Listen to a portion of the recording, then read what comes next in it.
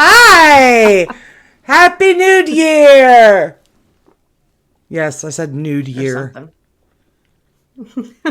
Oh no, is there a delay with you? I don't think so. Oh. Let me... Matrixy. No, there's no delay. Oh, okay. All right. Well, Happy New Year! Happy New Year.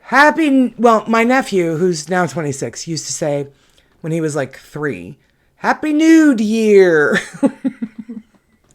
If it's going well. I mean, if it's going well, it's gonna be a nude year. But yeah, he had a problem with his adenoids and his tonsils, and so it was adorable. So now Jennifer and I, everybody knows Jennifer, we say when we wish each other Happy New Year's, Happy Nude Year. And like I said, Jared's 26 by now, so he's real tired of the story. But anyway, Happy New Year. How are you? I'm great. How are you? Happy Nude Year. Thank you. Happy New Year to you. I'm really good. I'm very excited for this episode. We have a very special guest that's joining us tonight, and guys, you know who she is, or you're at least familiar with her. So we're gonna get to the intro of our guest here in just a minute. We want to go over our EVPs. Laura, why don't you talk to everybody about the next pre-sale? So we are going to be doing another merch pre-sale starting in mid-January through mid-March. We haven't nailed down exactly what it's going to contain, but the usual suspects: hoodies, t-shirts, probably some sweatpants. Yeah, those are popular. Those were really popular. And then when everybody got them, they were like, oh, these are so comfortable. Oh my God. So sweatpants will be a thing. Backed by popular demand. Yeah, absolutely. And I would like to ask you guys to maybe come over to Team Carrie and order some fucking colors. Everybody ordered black. Laura and I got this huge black is debate. Slimming and also looks good. So what are you going to do? 1,000%. But if you own pets, then it's like everybody sees all the pet hair. So come over to me on the color side. Buy a lint roller and wear black. Be a winner. I have a lint roller in my car. Laura's like, for every 3 black items you purchase, I will send you a free lint roller. Right. I will. I mean, we might be able to. Items, I'll send you a lint roller. We might be able to do that. We'll have to figure out the logistics. But colors are wonderful and fun too. So come on, guys. Like literally, it was embarrassing. The loss between Team Laura and Team Carrie. It was really awful. If you have ideas of things that you would like to see in the pre-sale, message us at hoahpodcast@gmail.com. And our vendor is really, really cool. They're really willy. Nope. And we're off to the races. Our guest is sitting in the green room listening to all of this. And so you'll see why that's funny in a minute.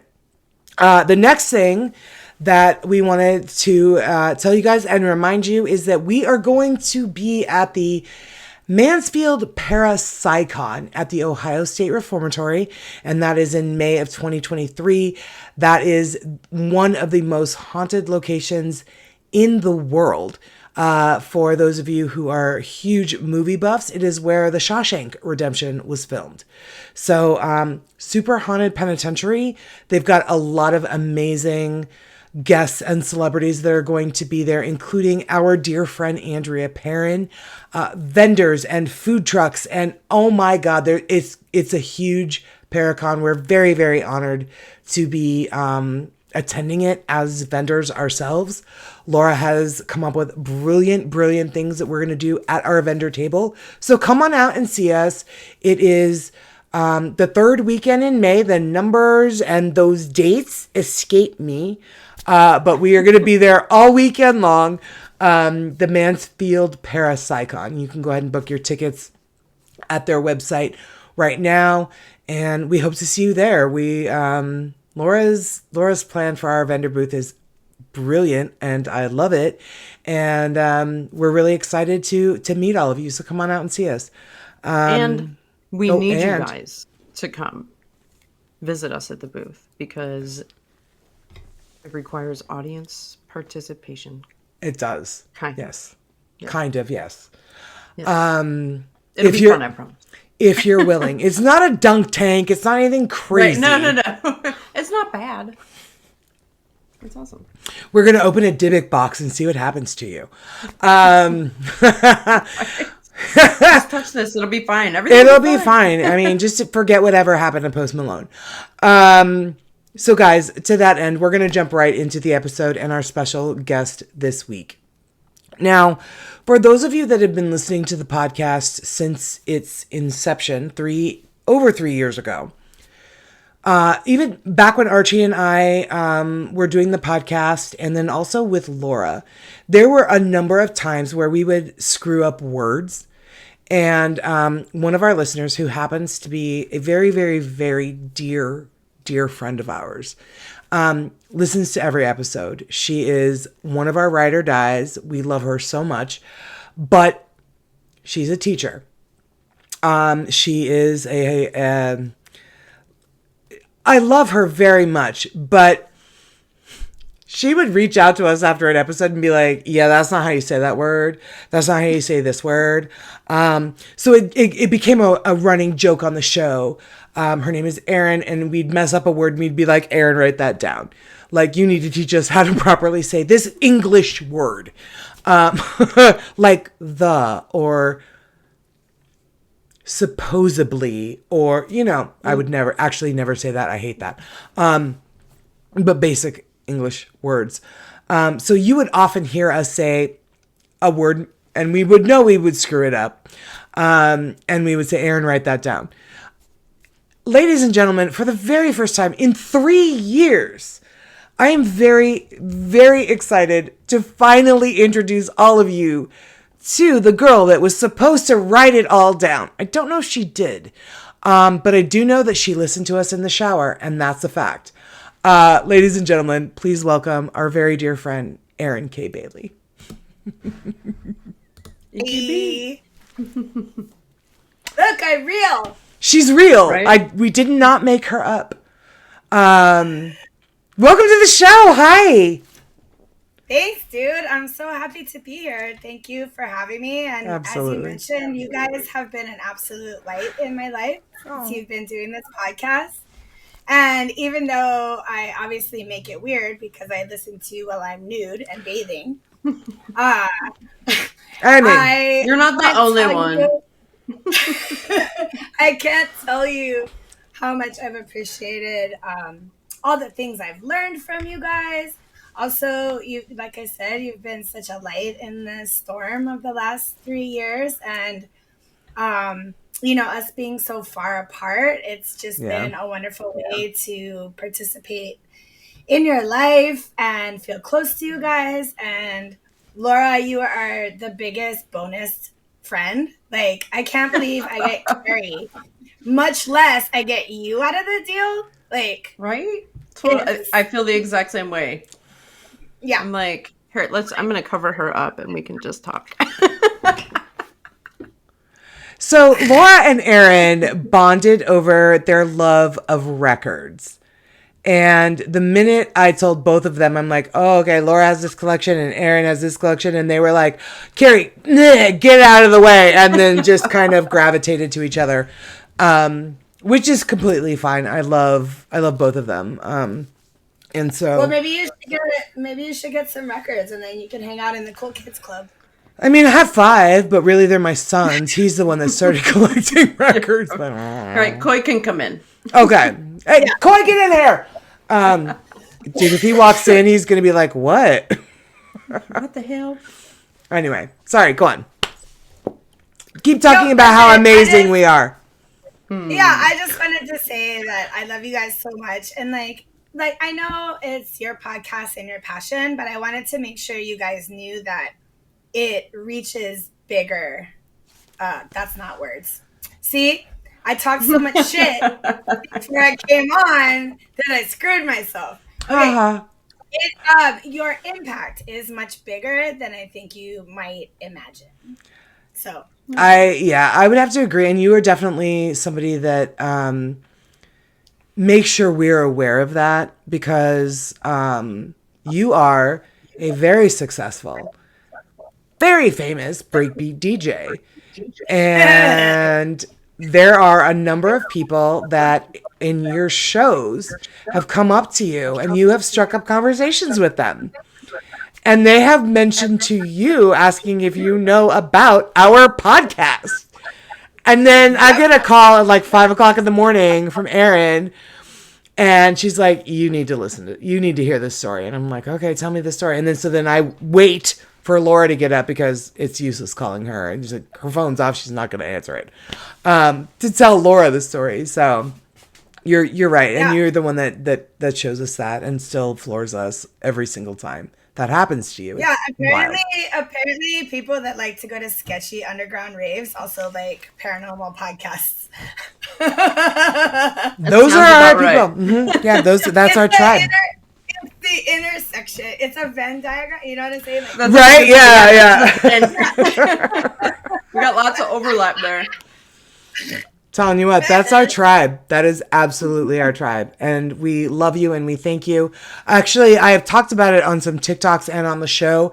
And those people that you've spoken to have reached out to me and they're like, that was me. oh my god, how cute is that? Right? That's so cute. Yeah, that's the stuff that reminds me that our communities are really not that. I mean, they're big in the sense of the numbers, but like our Right. connections are so interwoven. Yeah. You know? For sure. Yeah. For sure. It really is a small world when you start getting out there, right? And when you meet a lot of people, as we do, and I'm sure you do, you kind of cross paths with a lot of people, and you'll be surprised. You'll be running into people from, Seattle, in London, or what, you know what I mean? Just random stuff. Like you're gonna meet people in random situations, and then they know like your cousin, or I don't know. I always have weird stuff like that happen to me all the time. I'm like, how did this? And I don't believe in coincidences. So I think that all of these interactions were just meant to, these paths that we're on, even if it's temporary, like a vacation or whatever, like those paths are meant to collide. I think it's one of my favorite things about life, really. Yeah, well, it's a little early in the podcast to get this metaphysical. However, Hold on, let me get my crystals. Hang on. I as an agnostic person, am quite happy to announce that I have no fucking idea what's going on.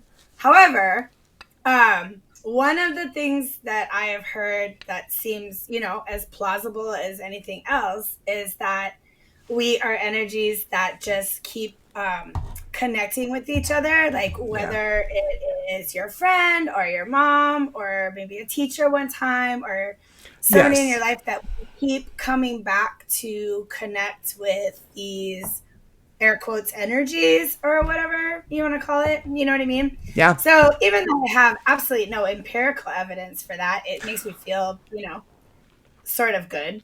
Yeah. So I'll take it, Right? Yeah, absolutely. Absolutely. There are people that I have met throughout my life that I've thought, you're weird and I'm going to avoid you. But I've always remembered that one like weird person that just gave me vibes that I was like, no, thank you.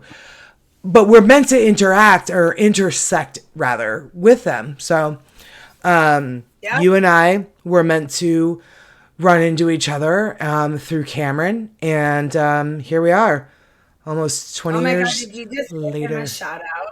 I did. Sorry. I actually don't know if he listens to the podcast, but that's Carrie, funny. edit that out. Carrie, write that down. Gary, write that down. All right, let's see. What time are we at? Okay, I got it. All right, let's see. Edit. I'm leaving that in though.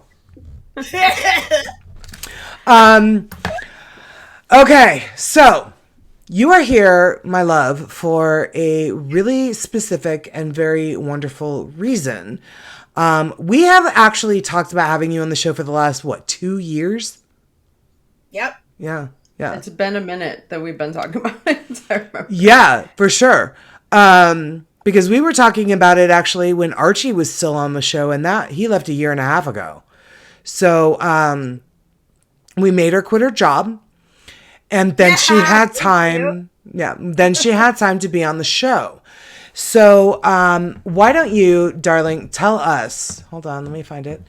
What we are going to be talking about today. This is your idea. This topic was entirely your idea. So let's just get right into it. Here we go. First of all, isn't Madame Pele the most badass name? It really is. Like, she's such a badass. Okay. It really is. It really kind of repairs the damage that Madame LaLaurie caused with her bunch of bullshit.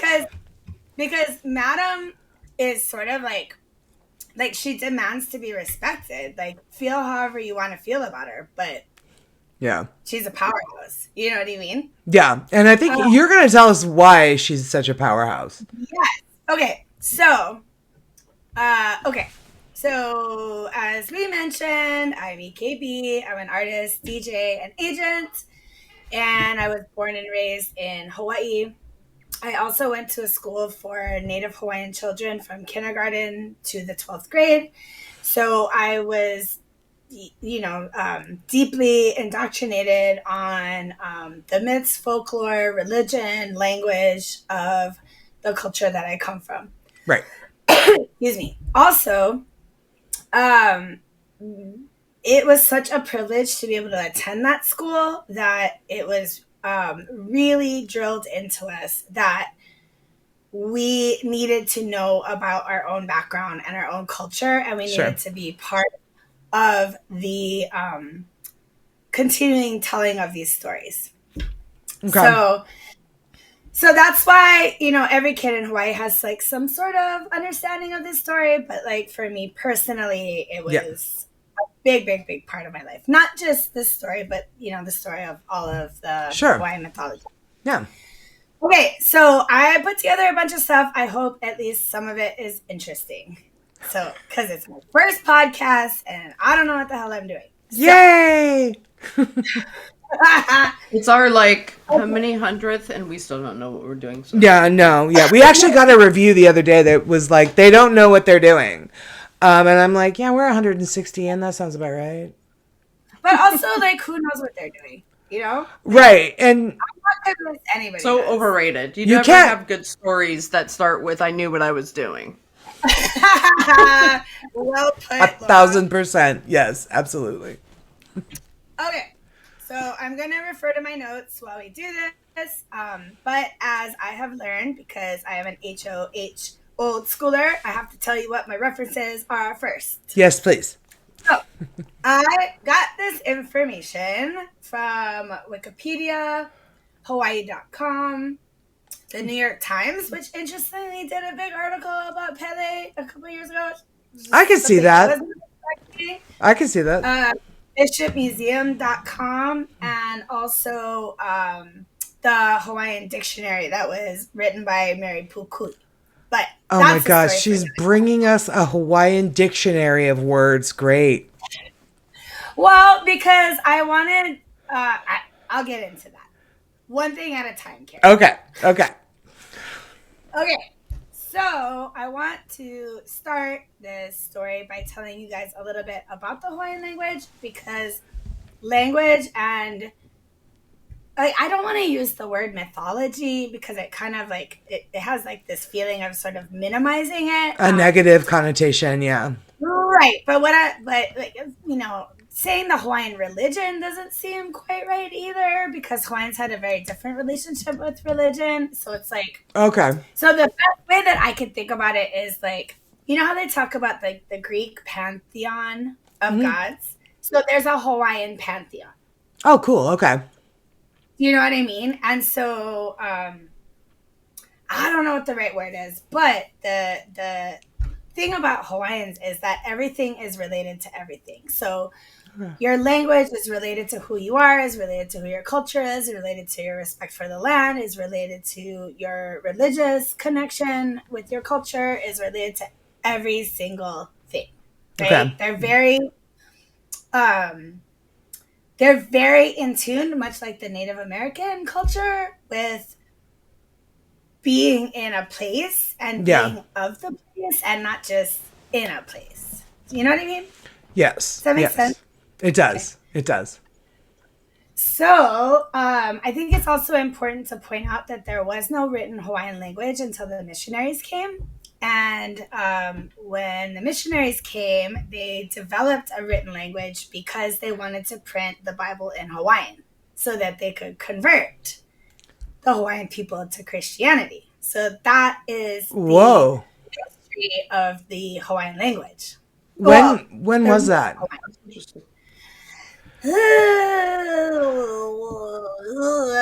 want to say like early 1800s, but don't quote me on that. Okay. That's interesting though. Yeah. So because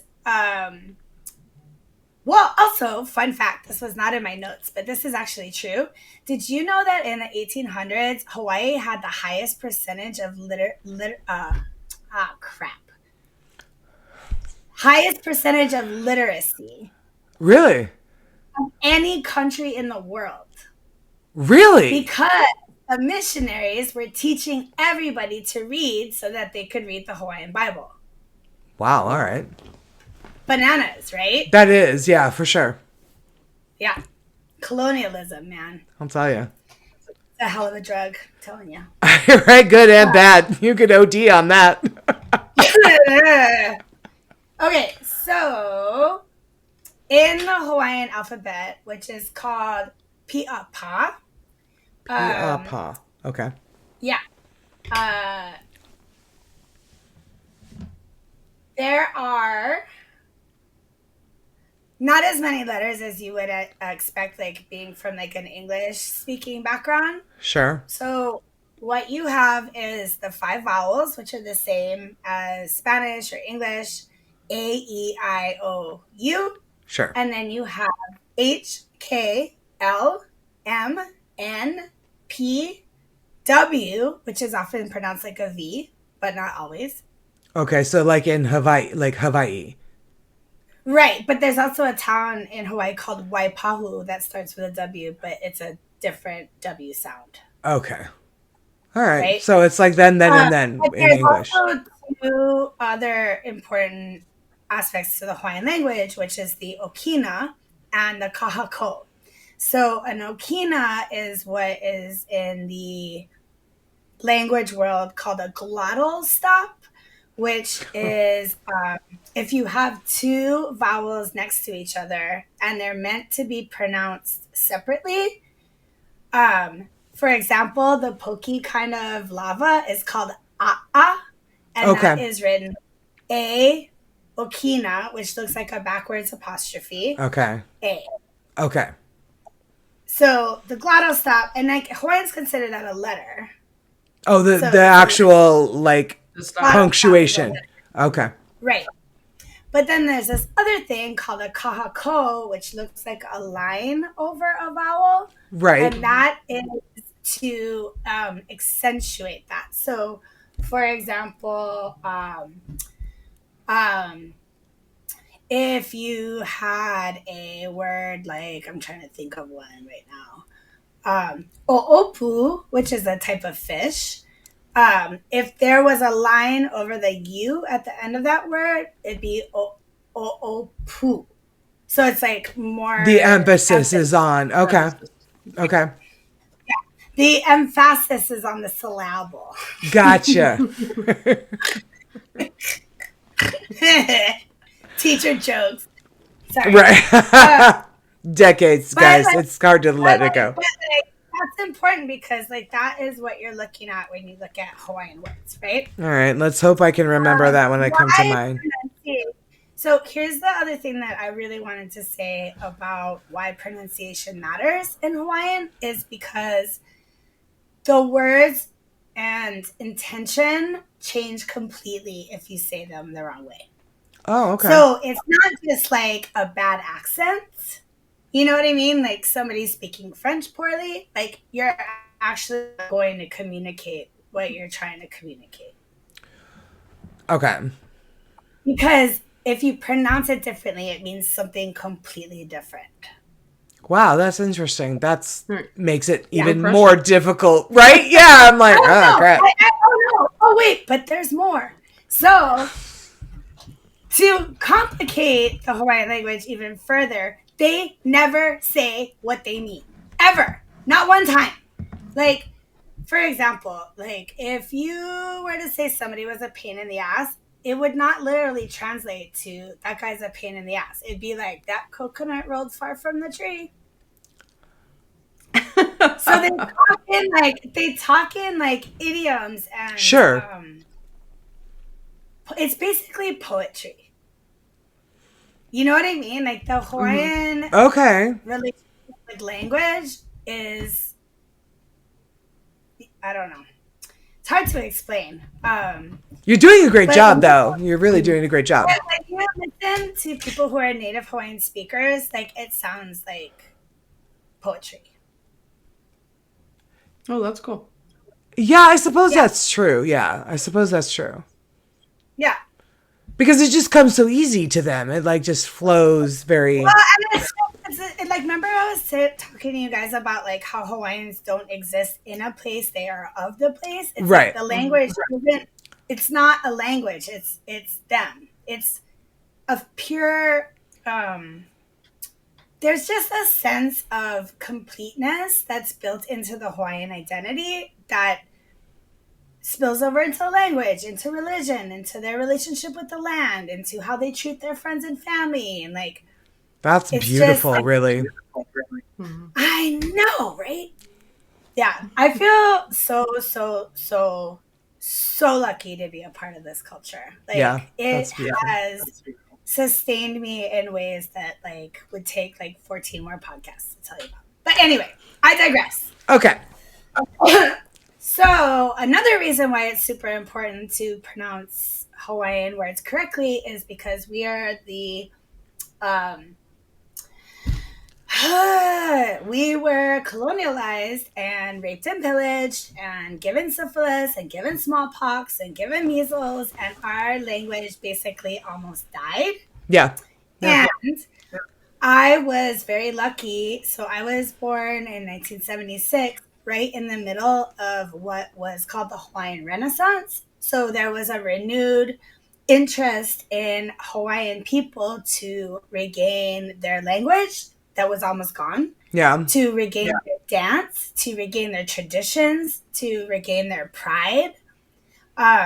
So growing up as a kid of that time, you know, with Hawaiian music on the radio and my schooling and everything, like, Yeah. it was really demonstrated that this was something that was so precious, and that if we didn't take care of it, if we didn't nurture it, it would be gone. Yeah.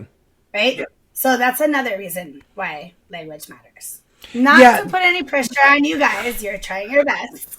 but I just thought that was like important to say. Absolutely. I'm glad that you did. 100%. Yeah. Okay.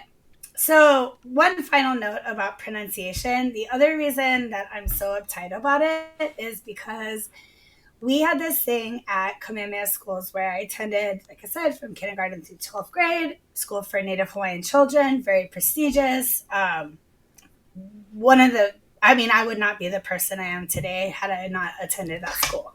But we have a thing in high school that's called Song Contest, and it is statewide televised. It's such a big freaking deal. And each class competes in 4-part harmony.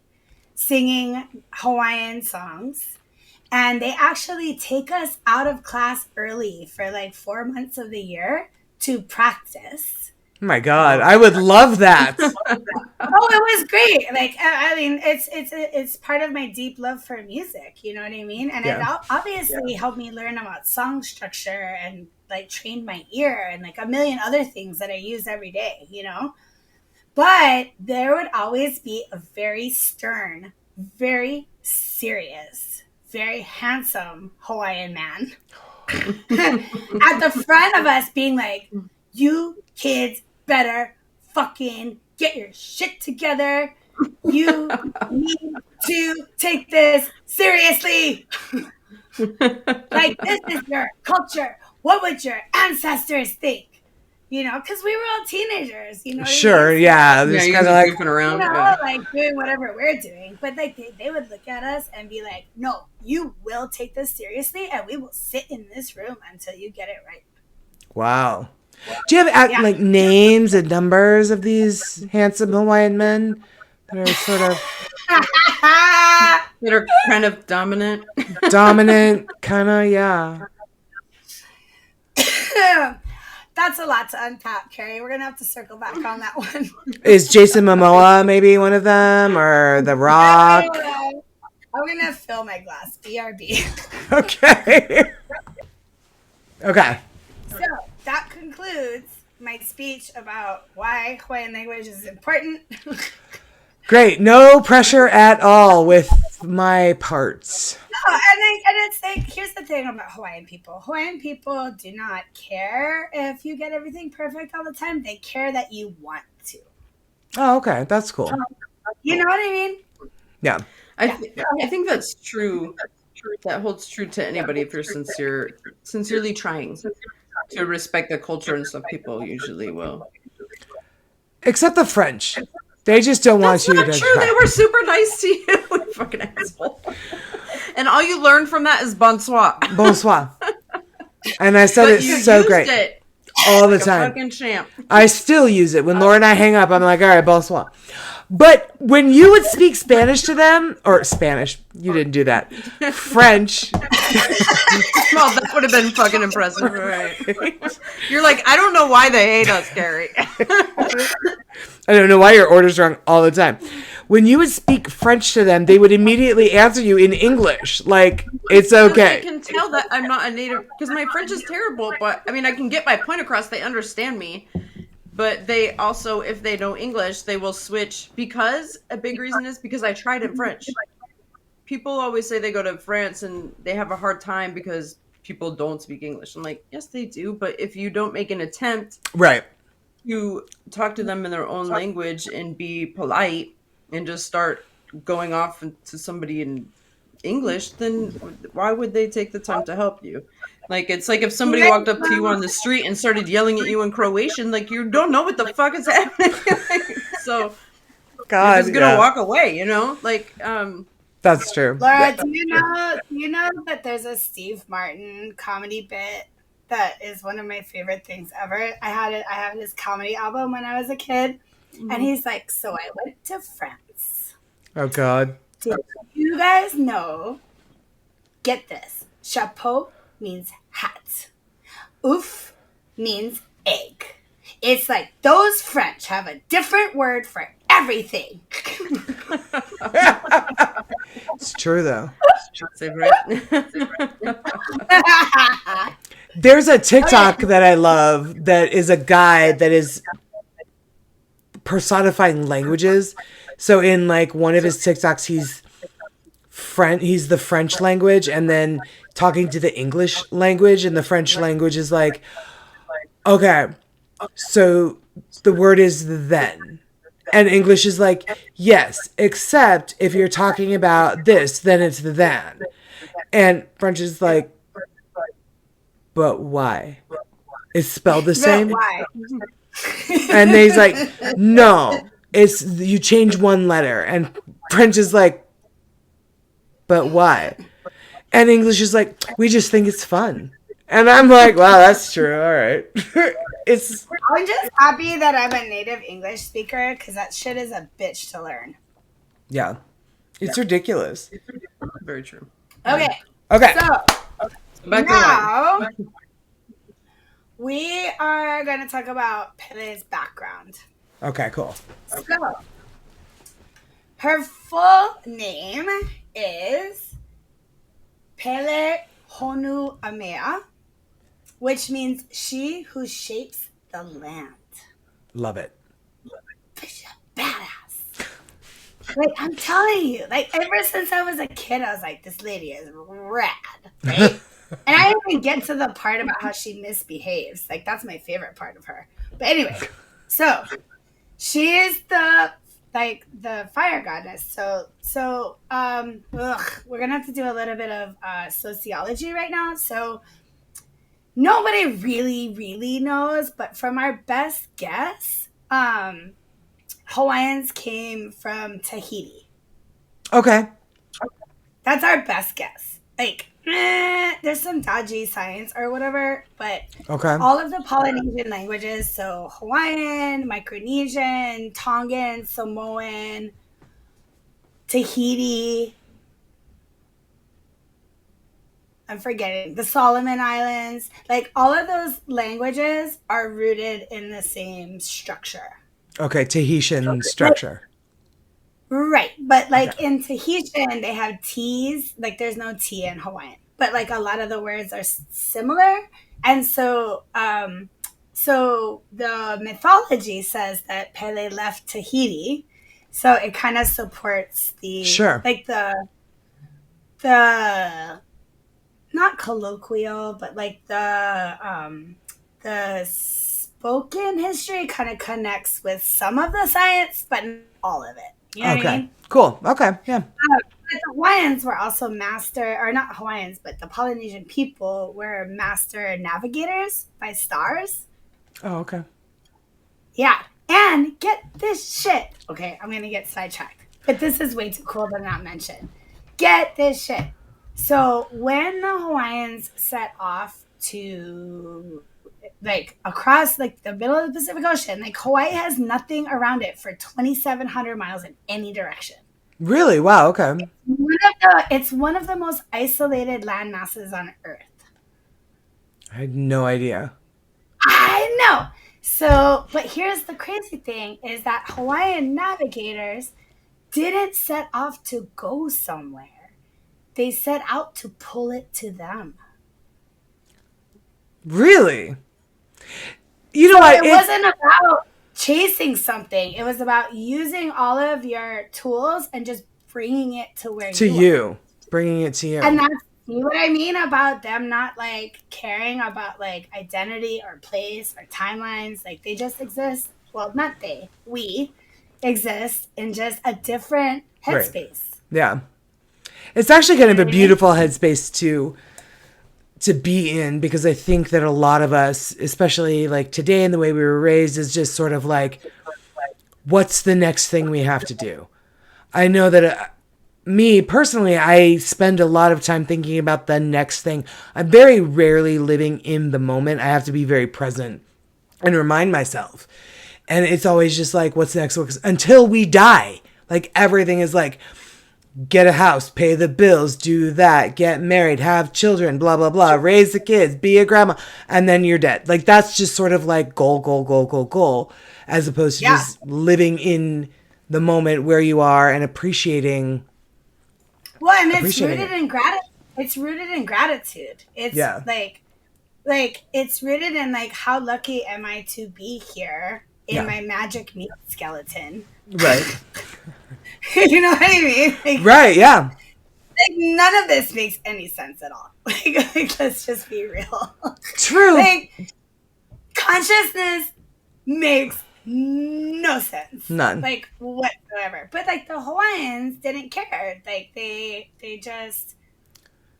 just were connected to their person. Like, what am I trying to say? They were connected to their experience in such a grounded way and with such a broad perspective of understanding how things are interconnected, you know? Yeah, that's impressive. Yeah. All right, so I don't want to be on your podcast for 85 hours, so I'm going to tell you about Pele. Lies. Okay.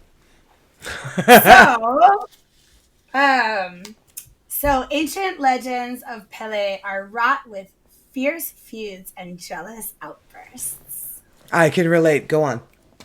One story tells of how That's Pele. Carrie's morning.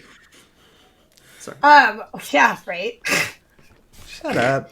One story tells of how Pele, who is one of the daughters and 7 sons born to HoaH, which is like our mother goddess. Okay. You know what I mean? Or earth goddess, I guess you could say, kind of, you know? So one story tells of how Pele, one of the 6 daughters and 7 sons born to HoaH, and Kane, who is like the head god guy, like Hawaiian kind of an is Apollo figure. Yes, exactly, Laurel. Well played. Yes.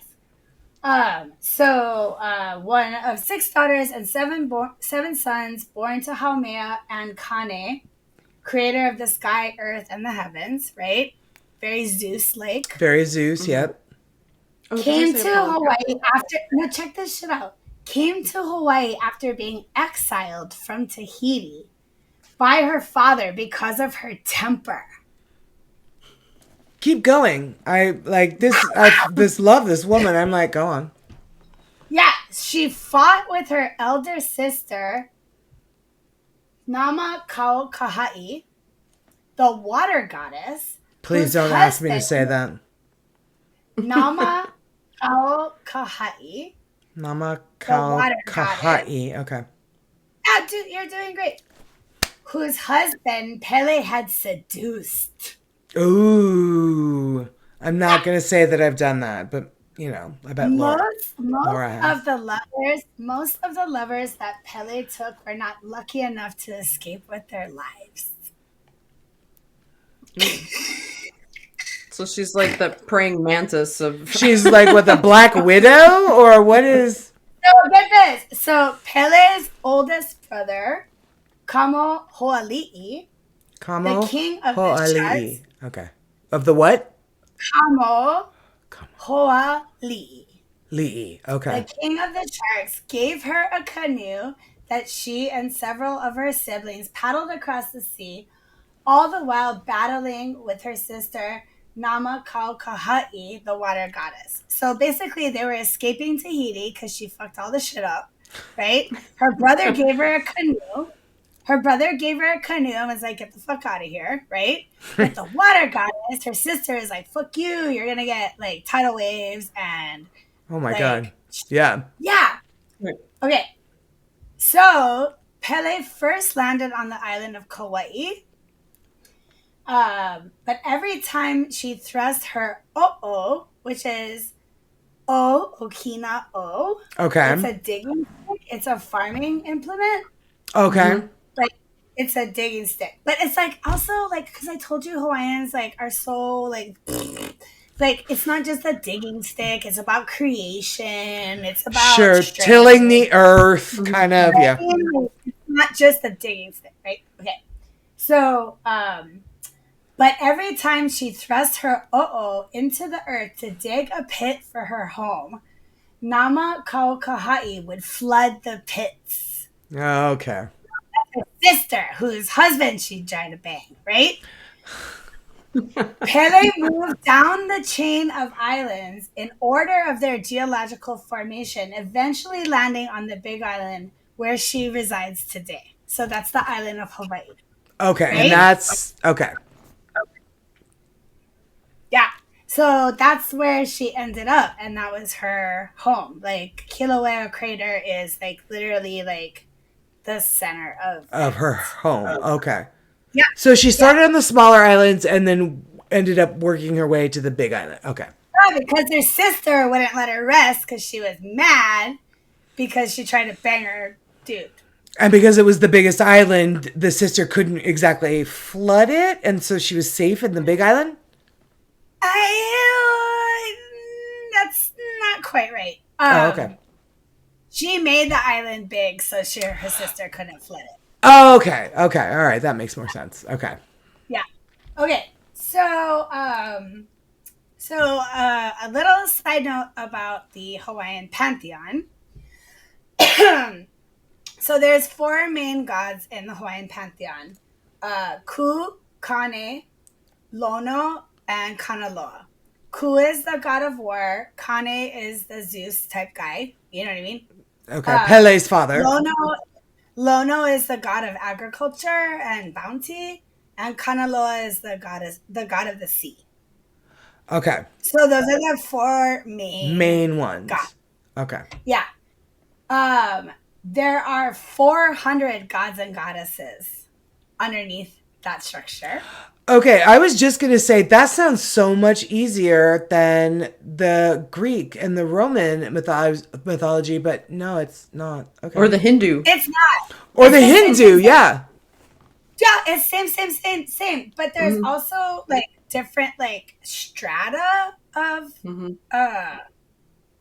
Like, goddesses things. So like there's so there's a hierarchy within there. So there's the 4 main ones, right? There's the 400 like second in line, right? But then there's also something called Na Uhihipili, which are the like spirits, like the paranormal kind. You know what I mean? And then there's also the gardens, which are called Na Amakua. So every family in Hawaii has a guardian spirit, and Amakua. Yeah, my family just happens to be the shark, but like every family has like a guardian, like I don't know what else to call it, like a guardian spirit kind of thing. I've heard about the Amakua. Yeah, it's like a spirit animal. Mm-hmm. I've heard of the Amakua from Cher. Spirit animal? No, what is it? Like spirit animal, because like I feel like with spirit animal, like there's a connotation of like you have some of the characteristics of that animal, but like an Amakua is more of like a guardian. Like it's more of somebody. It's almost kind of like a guardian angel kind of vibe. Okay. All right. Does that make sense? It does, yeah. So my friend Cher, she was also raised in Hawaii, and her Amakua was a white owl, kind of, which is why. You know what that's called a pueo, and they're native to Hawaii. That's the only place in the whole world that owl exists. That's what she said. Yes. And not only that, if you see one, it is the biggest sign of good luck. Like. You don't see them, and if you see them, they chose to show themselves to you, and like something good is gonna happen to you. What was crazy was we had had this conversation, and she was explaining Amakua to me, and then we were headed. This was years ago in like the late 90s. We were headed to this guy's house. She knew, and we were driving down this dirt road, and all of a sudden, this white owl flew in front of her Jeep. And she hit the brakes and she was like, "Did you see that?" And I said, "Yeah, I did." She goes, "We can't go. We need to turn around. I don't want to go." Like it literally like flew in front of her Jeep.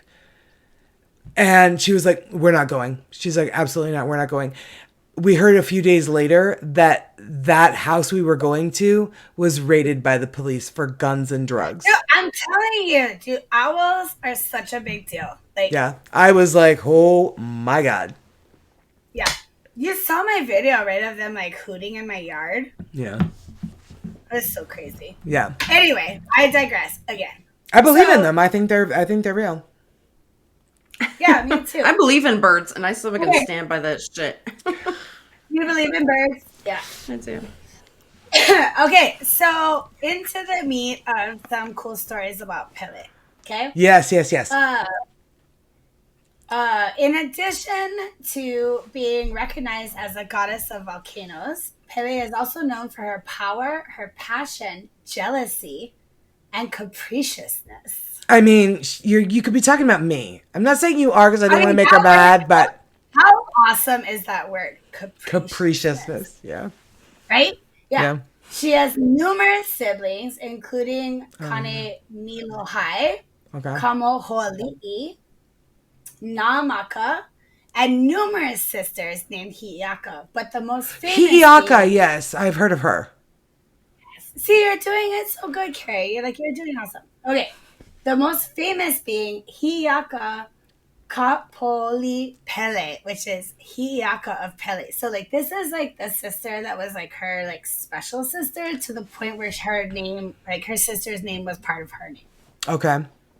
You know what I mean? Yeah, very close. Very okay. Yeah, it actually translates. Get this shit. It actually translates to Hiaka in the bosom of Pele. Okay. Like that's what it actually translates to. But once again, like Hawaiians don't ever say what they mean, so like it just means like special sister of Pele. You know what I mean? That's what we call Laura. To me. Yeah, Laura in the bosom of Carrie. I'm getting a bumper sticker. I mean, but let's say it in Hawaiian because that just sounds classier. It really does.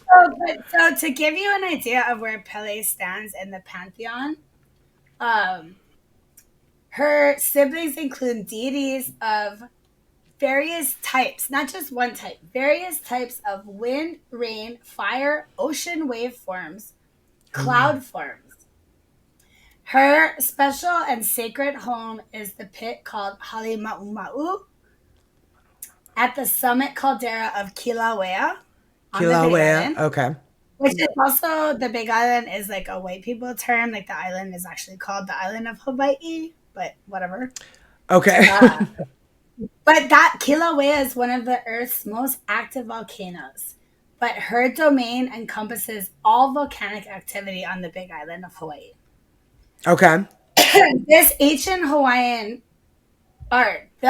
Hawaiians personified all natural forces as gods and goddesses. So Sure. It's very like kind of like druid style, where like Okay. a rock has an energy, a tree has an energy. Like if you kill something to eat it, you give thanks to its For giving you sustenance. Right. Yeah. You know what I mean? It's like that kind of zone. Sure.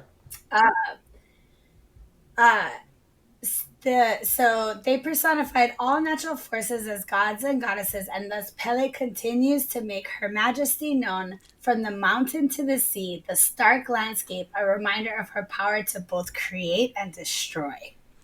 I love it. I am here for this girl. Which reminds me of the Hindu goddess, I'm forgetting her name. Kali. Yes. Because she's a creator and destroyer too, right? Yes. Kali? Kali? Yeah, Kali. Okay. Mm-hmm. Yeah. So Hawaiians believe in 40,000 gods. Whoa. But Pele is in the highest echelon for obvious reasons. Pele created Hawaii. She is that primordial force that exists within all land masses, and she can be vengeful. So watch out. So is it just Hawaii's volcanoes or all of them throughout the world? Just Hawaii's volcanoes, because she put her digging stick in the ground and she created that land. All right, let's take a look at one of let's take a look at Kilauea. Yeah, man. It's beautiful. It is. Fucking molten rock. What? Right? Yeah. Yes, my God. And have you been up there? Like, have you? 100%. Okay. Yeah, like this is something that like Hawaii kids do. Like when the first time I went to the Big Island was when I was 6. Whoa, all right. And like went to the lava tubes. And then also, here's another fun fact. So I should probably Google this. So I'm not going to get these dates right, but like in the 1820s, you know what I mean? Like ish. Mark Twain went to Hawaii, right? Okay. And if you go up to the volcano house, which you can't go to anymore because like the last lava flow like took out all the roads, but like it was like an observation thing over the crater. Okay. But the crater, when I was a kid, is like a dead crater. So we would hike across it and like learn about like what plants grow out of lava and like science stuff. You know what I mean? Sure. But when Mark Twain was there, it was legitimately a lake of fire, and he writes about it. Wow. That's awesome. I love that. Like, that had to be a trek too. Yeah, and That like, was a long trip. Can you imagine how remote that was? Like, that was Yes. like probably like a 3-week trip on a fucking boat from San Francisco. Right, and then it was like a 3-week trek to San Francisco. Yeah. Oh my God. Wow. I can't believe you've actually like been down to, I guess Dude, there's this thing, dude. Like, sorry, I'm gonna nerd the fuck out on you right now. Okay, do There are it. these things called lava tubes. I know. Lava tubes are? Yes, I do. I've seen videos of them, and even Cher was like, lava tubes are amazing.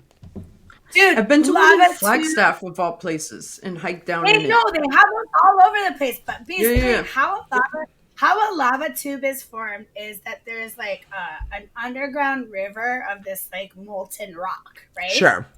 But it's like I don't know what the fuck. Like, it's like 30 feet of a tube, like a big. Okay, so I'm thinking a tube, So like maybe. What happens is the lava that's running through the tube is going so fast that it doesn't cool down, but the outsides of the tube cool down, right? Sure. And turn Okay. into rock, right? Okay. And then all the lava runs out and you're left with a tube. And then all this weird, super specific life forms in these lava tubes. Oh, Like, really? there are organisms and fish and spiders and all kinds of fucking shit that don't exist anywhere else in the world but inside these tubes. Really? See, I just thought it was just like a rock tube. No, it becomes this whole ecosystem. Oh my God. We need to research that, Laura. That sounds really amazing. Okay, so I'm going to tell you one more story about Pele, and then I'm going to let you do the spooky stuff. Okay. Okay. God, I hope I don't disappoint, because you're really building her up, and I'm like, oh, I hope I got the good stories. No, but they're all good stories because they're awesome. Okay, so Pele is a shapeshifter, okay? Okay. And can easily appear in human form. If you ever see her, give her the respect she deserves or suffer the consequences. Again, I relate. She and I are like this, really. I know. So one of the best known mo'olelo, and mo'olelo means story in Hawaiian. Mo'olelo, Like, okay. Hawaiian, it's like more loaded than just story. It's like teachings. Sure. Okay. Like, you know what I mean? Okay. So one of the best mo'olelo is the saga of Hi'iaka Kapoliopele, the volcano deity's youngest and most beloved sister, also referred to commonly as Hi'iaka, as we mentioned before. Right. It is the story of the rivalry between her and Pele, beginning with the journey of Hi'iaka to Kauai to retrieve Pele's lover, Lohiau. Oh my. From Retrieve her him. home. Yeah, because they were having the like banging on the side. So she was going to go bring him to Pele? Him back. Oh. No, she was going to take him from Pele. Oh. Yikes. Okay. Yeah. Because he reached out for help because he's like, this bitch cray, I want to go home. You know, I've had a number of those too. It's fine. I get it. Yeah. It's true, though. Pele Blink twice. asked her sisters to leave her alone. They all quickly refused, except for the beloved Hi'iaka. She agreed that she would undertake the difficult task of leaving Lohiau for Pele, but changed her mind before her departure and went to go pick up Lohiau, but she had already killed him. So Hi'iaka had killed him, but told Pele. So Pele was holding him hostage. Then she tried to make nicey with her sister, and her sister was like, "Let me just come get him, like don't be cray." And she's like, "Yeah, just come get him." But then when she got here, she killed him. Okay, I have not done that. That's where she and I part ways. But that's why she's made of molten rock. Wow. She's fiery. She's unpredictable. She's uncontrollable. She does not care. Like, the girl does not care, Carrie. Yeah, that I can relate to. I just have never killed anybody, even though they might have deserved it now and then. After a journey of many days, Hi'iaka arrived at Kauai and was told that Lohiau's body was ready. Hi'iaka was then burdened with the task of retrieving the body. During this process, she captured and then returned the spirit of Lohiau. Here comes the paranormal. Carrie. Love it. Go on. Keep going. Put it back into his body. Yeah. Lohiau was then brought back to life. Okay. And Hi'iaka was able to continue fulfilling her promise of being his lover. So she brought him back to life. So crazy. Pele had to be furious. Bet she was soups pissed. Right? I bet she Also, went this crazy. dude must be magic. Despite the faithful devotions of Hi'iaka to her sister Pele, during this prolonged absence, Pele became fearful that Hi'iaka had betrayed her. It was taking too long. Acting in jealous distress, Pele set fire to the beloved ohia groves. So ohia is what's that called in English? It's like a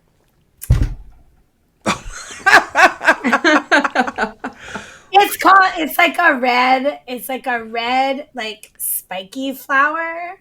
Oh, I okay. know Like a bird of paradise? No. Fuck. Orchid? It's gonna upset me. No. We'll come back to that. But anyway. All right. She's so that it's a beloved flower in Hawaii, and it was sacred to her because it looks like fire. It's like a red, spiky kind of. Does flower. it have spiky? Okay, I was like, does it have like a center that's yellow? It's got like a whole bunch of like, God damn it. Okay, We'll come to this anyway. Hawaiian listeners, point is educate that Erin.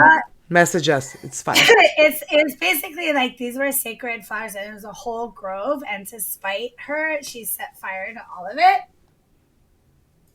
I mean, I might do that. I've been mad at a bitch like that before. The beloved ohia groves and covered her sister's best friend with lava, killing her too. Yeah. That's harsh. And then That's some anger issues. Right. And then it says, tradition tells us that Hi'iaka was blessed with the gift of far sight, aka clairvoyance. Okay. And so she was able to see this act of rage by Pele coming. Prepared to confront Pele, Hi'iaka arrived at the rim of Kilauea with her reincarnated lover Lohiau. Hi'iaka taught Lohiau incantations to protect himself from the flames of Pele, and the two embraced on the sacred terrace on the edge of the caldera of the volcano. Kaho'ali'i. Pele was enraged. She ordered her and her other sisters to kill everybody as punishment. They hesitate, so she kills everybody anyway. I really need this to be a freaking soap opera. Like, Moana didn't touch on any of this. But this is why I wanted to tell you about her, because, like, since I was a little kid, I was like... She's fascinating. Oh, yeah. Why is it... Should we be alarmed, Erin, that you and I are like, she's great? I mean, you know that I have a missed calling as an arson. It's true. Whoa. All right. It's true. I can start with small fires. You know what I mean? Just little ones. I love my little candle. I like to watch the flames dance. Wow. So that is what I have to share with you. Clearly, there's so much more, and I hope I didn't bore you with too many details. God, no. That was amazing. That's super interesting. Right. But I've always just, like, because, like, there's a thing in Hawaiian culture where, like, like we're intensely like you don't want to make trouble for people. You know what I mean? Sure. Yeah. Like you don't cause trouble. You don't like Be dramatic or be you're rude grateful, or don't be dramatic. Like, you're raised like somebody always has it worse than you. Like, shut up already. You know what I mean? yeah. Yeah. As a little kid, like Pele just like killing everybody because she was mad. I was like, wow. Tell me more about her. That's a fascinating story. Great job. Great job. Yes, thank you so Thank much. you. You've raised the bar for Laura's part, so haha. She flipped me off. Listen. That's what I got. Like I think honestly, like it's like I said, it's my first time. Good job. Good job. You did great. You did really, really great. That's fascinating. And now I'm concerned because now I'm like, oh, it's my part. And the encounters that people have had with Pele, I hope I do her justice. So, guys, we will be right back. I just need to take a deep breath. I'm like, okay, I think I did the thing. Yes, you did the thing. You did it fantastically. Guys, we will be right back. It'll be a blip of time to you, but we will be right back. Okay, so we are back in a blip of time for you guys. We're going to do my part now, which are the actual Pele encounters. Let me get my sources up here. So my sources for this episode are shakaguide.com, Hawaii's best podcast. Vice, this is all.com, guys. Vice, Weird Hawaii, Hawaii Magazine, multoghost.wordpress, Snopes, yes, Snopes, and Live Science, all.com. So I do want to say that the photo courtesies will be listed in our show notes, and they are all from Hawaii Magazine. So I want to say that as well. So Kilauea is one of the world's most... Uh-oh. Did I go back to the... Oh, I did. I lost her. Listen, she's done. Here I am. She's I'm done. here. We don't need her anymore. I got tired of your shit and I left. I feel like that's what happened. Listen, she said her part. Laura, do you like how Carrie is not like scared in the slightest that I would actually like walk out? A little. Yeah. Sorry, I hit the wrong button. Okay. Which side note, we got a review on Apple Podcasts that was like, this show is in desperate need of a producer, air quote, Carrie, needs help producing the show because it's disorganized. And I was like, you know what? It is what it is. Like, uh-oh, you're frozen. Like, I like you. Oh no. Oh, no. Wait, maybe. You're Am I blurry. here? We hear you, but you're kind of blurry. Hold on. Internet. Okay, we're going to pause. I like that you didn't reset. bring up the fact that they're like, she interrupts Laura too much.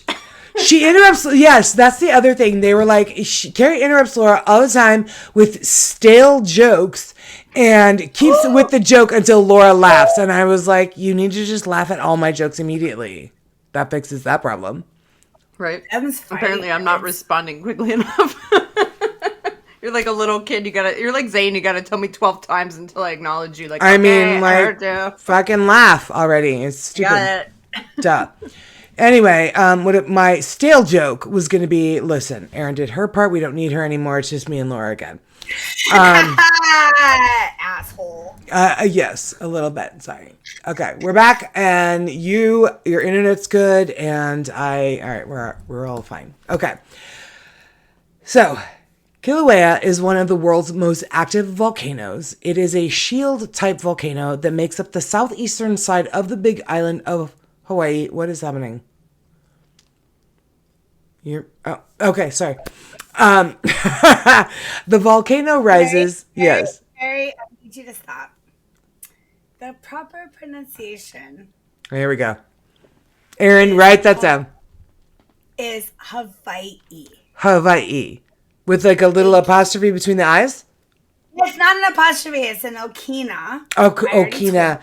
And it's a backwards apostrophe. Thank you. Yes. So Okay. it's Hawaii. Hawaii. Okay. Southeastern side of the big island of Hawaii. The volcano, then she throws in Spanish, rises 4,190 feet above sea level and is about 14%. Wow. I've been in the South far too long. And then next we're going to West Virginia. Well, and also I'm going to interrupt you and tell you another fun fact because apparently, even though this is your part, I still have things to say. If you actually measure from the sea floor to the top of this volcano, it's the tallest mountain in the world. Taller than Everest? Yes, Really? because it starts from the sea floor. It's not just from, yeah. That's fascinating. That is a fun fact. I like that. Follow me for more volcano tips. Right. EKB, breakbeat DJ and volcanologist. Volcano. Okay, where was I? It is about 14% of the land area of the Big Island. The summit caldera, and Erin, I'm going to need your help. The summit caldera contains a lava lake known as oh Jesus. Hale Ma'u Ma'u. Okay, Hale Ma'uma'u. Okay. Perfect. Okay. That's so good. Yay! Hale Ma'uma'u. That is said to be the home, as Erin mentioned, of the Hawaiian volcano goddess Pele. Now, to the casual observer, Kilauea appears to be part of the larger volcano Mauna Loa, but geological data indicates that it's actually a separate volcano with its own vent and conduit system. Oh my Now- God, I'm so proud of you now. Thank you. Kilauea has had more than 60 recorded eruptions in the current cycle, according to the USGS. And it has been erupting on a continuous basis since 1983. And I do have a picture of that. Here we go. Here is one of the eruptions, which I think this is so beautiful. It's not a video, it's just a photograph, but... Yeah, man. That's it going into the water. It's gorgeous. I mean, just Beautiful. yes, like you're watching land being created. I cannot. That's so, like that is a physical picture of Pele's power. Yes. She is she creates land. Yeah. Yep. Yeah, I it's fucking that, love it. like, picture perfect Hawaiian the lava flow into the ocean and all the steam and The water cooling it. Yeah. yeah, it's just a beautiful. I mean, I don't know too many other places where this is like land. You know, this is happening on a fairly consistent basis. Right. Yeah. Exactly. Well, and it's so weird because growing up in Hawaii, like this is just a normal thing that happens. I know, and the rest of us are like, ooh, this is amazing. Yeah, but we're like, oh yeah, volcano. You know what I mean? Like, cool. Seriously, like because Kilauea just recently erupted, and people were like, well, all right. Meanwhile, news was covering it everywhere. They were like, look, it's erupting. Look at the smoke. Look at the ash cloud. Look at this. Look at that. And Hawaiians were like, well, all right. It's Tuesday. Yeah, is the street going to be blocked? Can I get to work? Like, I don't know, yeah, whatever. So that the whole dynamic is really fascinating. Now, on May 3rd, 2018, the volcano erupted dramatically. And it happened several hours after a 5.0 earthquake hit the Big Island. The eruption spewed lava into residential subdivisions in the Puna district of the Big Island, prompting mandatory evacuations of the Leilani estates and the... It filled up the entire bay. It what? It filled up the entire bay. There was this huge bay on the Big Island Okay. of like that was like a fishing haven and Okay. like, housing developments, and she just filled it all up with lava. Like She was like, that bay doesn't. we're That done with bay this doesn't now. go. Yes, we're done with That's it. this. Yeah. Oh my God. So the volcano has destroyed hundreds of homes and other structures that are frequently damaged. It has also frequently damaged local utilities and roads. Activity at the summit along the rift zones can be observed online through webcams that they have been placed within the caldera. And the information on Kilauea's activity is updated daily on the USGS website, which I did check out, largely because, Kilauea has been active in the last, several weeks. Yeah. I did check it out, and I'm like, who had to put that there? You know what? We need a webcams place, and you're going to be the one to do it. It's rumbling, but it's fine. It's fine. It's fine. Just put the suit on and just go put those webcams so that everybody can see Dude, what's there going are on. people that cannot wait. They're like, perfect, give me the suit. Like, volcanologists are a separate breed. 1,000%. 1,000%. Yeah. And it's super hokey. Super hokey. But one of my favorite movies is Volcano, about the volcano that erupts under LA, and it was with Tommy Lee Jones and Anne Heche. I love the idea of that is brilliant. I'm just disappointed in you now because you were supposed to say Joe and the Volcano with Tom Hanks. No. My mother is so in love with Tom Hanks, and every time she talks about him, he's in an article. I don't know what the hell he does. She's like, he is the best actor. He has never made a bad movie. And I'm like, Joe versus the volcano? And she goes, okay, there's one movie. I'm like, all right. No, it's not that bad. I actually kind of enjoy it. Oh my God. Well, It's you know what? campy. It's fun. Especially the part where they throw the virgin in the volcano.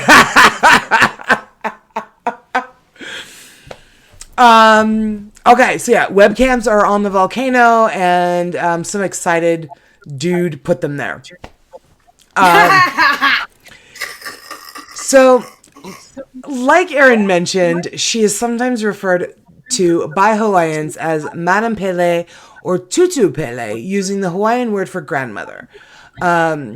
She is the goddess of volcanoes and fire, representing both creation and destruction. Yep. She resides. Here we go again. She resides inside the Halema Uma'u.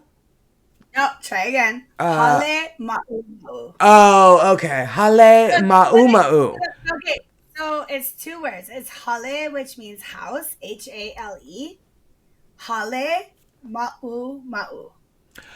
Okay, so Hale and Ma No, look like one word. This is on it. Okay. Hale Ma'uma'u. ma'u. Perfect. Yay.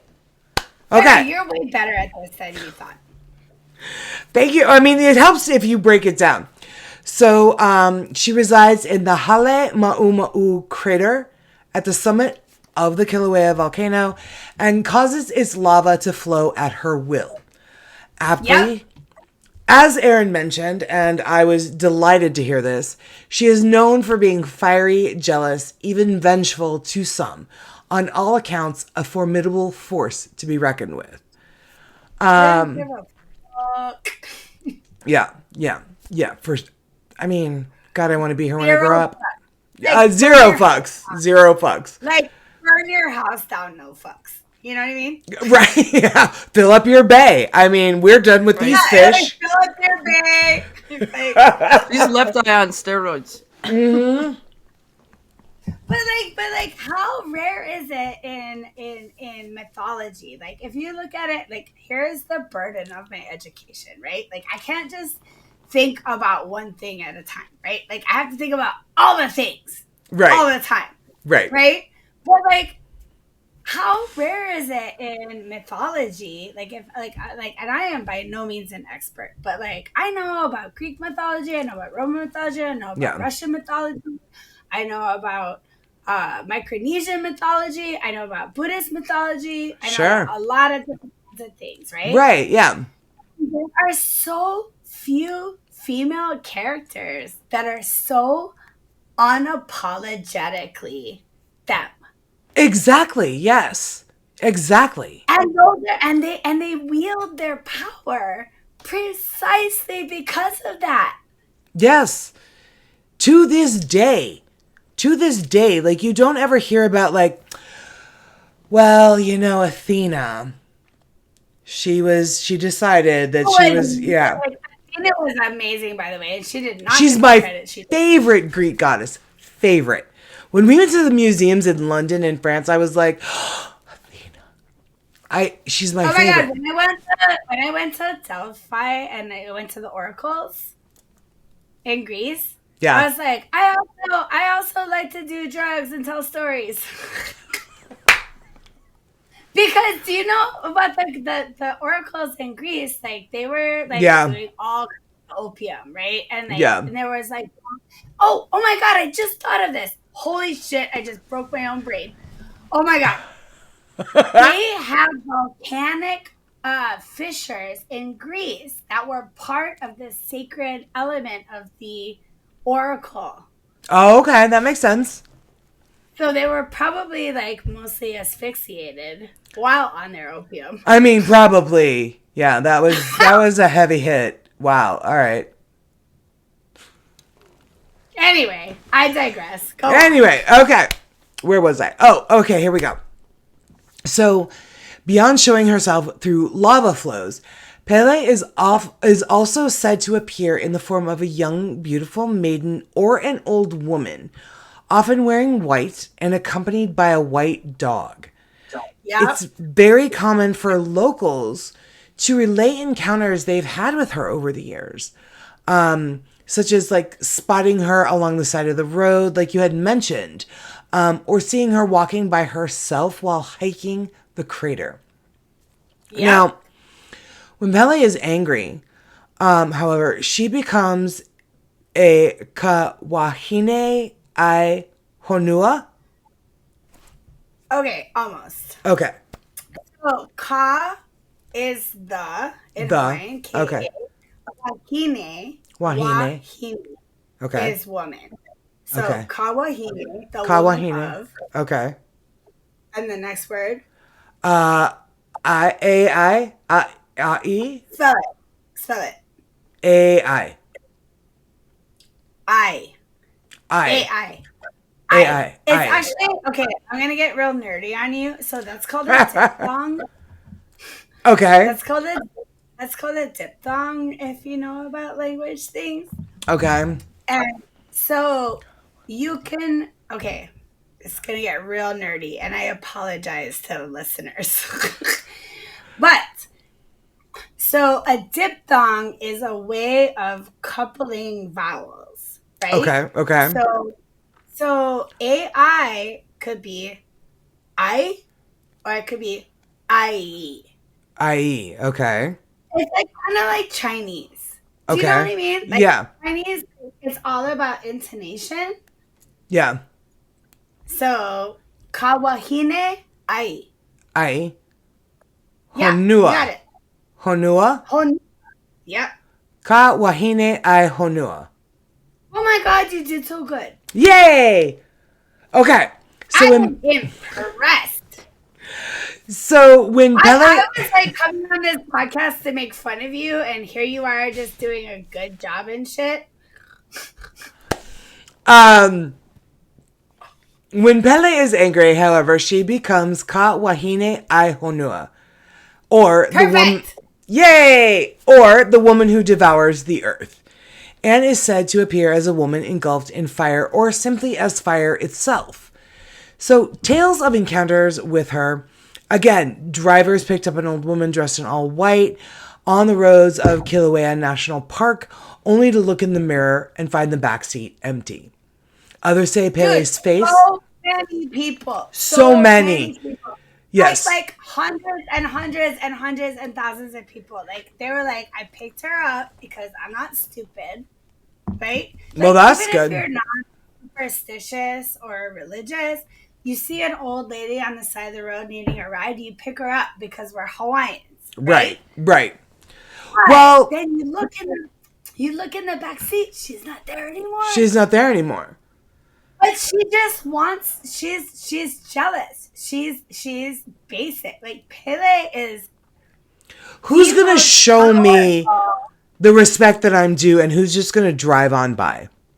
Yeah, and then she just pieces out. Like Yeah. she doesn't even do you the courtesy of being like, yeah, like I showed myself to you. Like she could not care less. Like this woman does not care. Yeah, for sure. Because she doesn't have to. She creates land.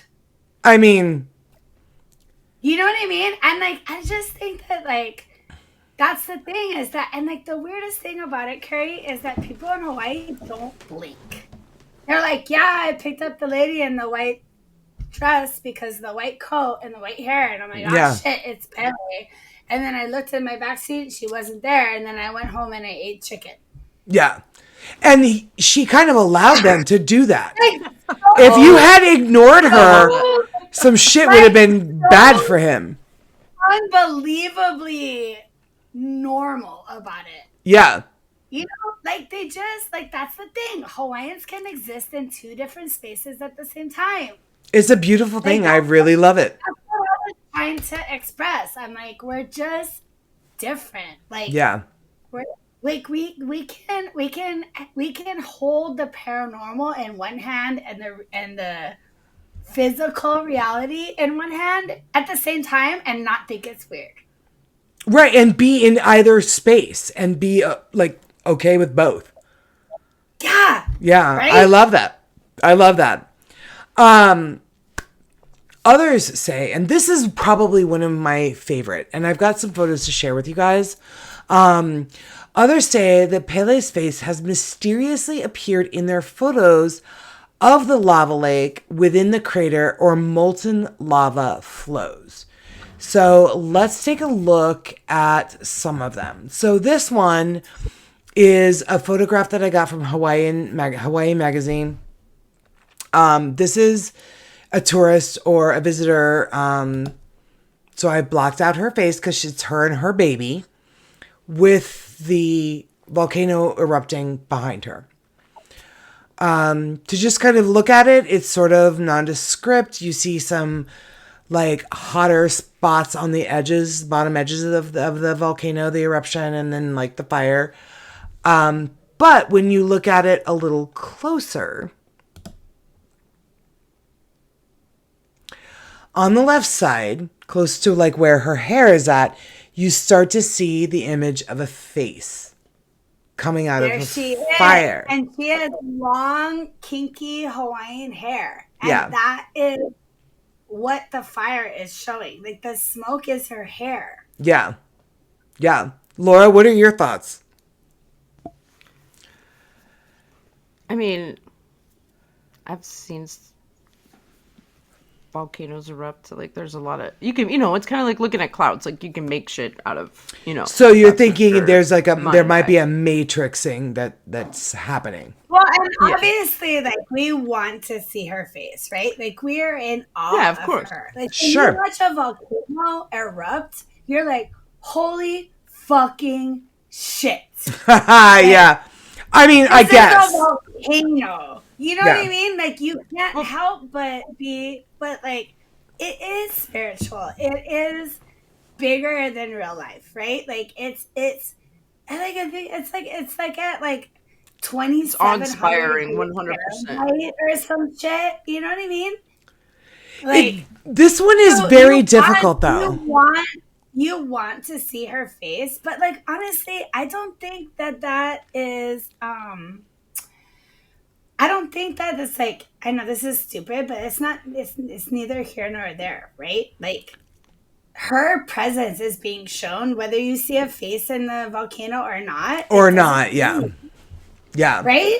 It's very difficult with this though to not like, even if we weren't talking about Pele, we weren't talking about how like she has shown herself in photos of the lava or to look at this far left side, like it looks like a woman's face. You've got the brow bone, the nose, the mouth, the chin, like it's And it's wild. also like the that's also the feeling you get when you look at the picture. Like, don't you feel power? Mm-hmm. Like, it's power. Like, it's feminine, unapologetic power. Yeah. It's pretty And amazing. whether it's a face or just a picture of a volcano, like, I don't think that matters that much. No. No, because as much as common as Kilauea is for people that live around it, if it were to really erupt and become devastating, everybody that reveres it would fear it, would run. Like it's just one of those things that like But it's more than that, Carrie. Like, we are all in awe of her power. yeah. Think about it. Like, think about this shit, okay? And I don't mean to make it all about me, but like, of all the places for me to be born, right? Yeah. I was born in the middle of the Pacific Ocean, right? 2,700 miles away from any other landmass Okay. with an active volcano. Yeah. So like we like I said, like, Hawaiians don't separate things. Like, I am born of this land.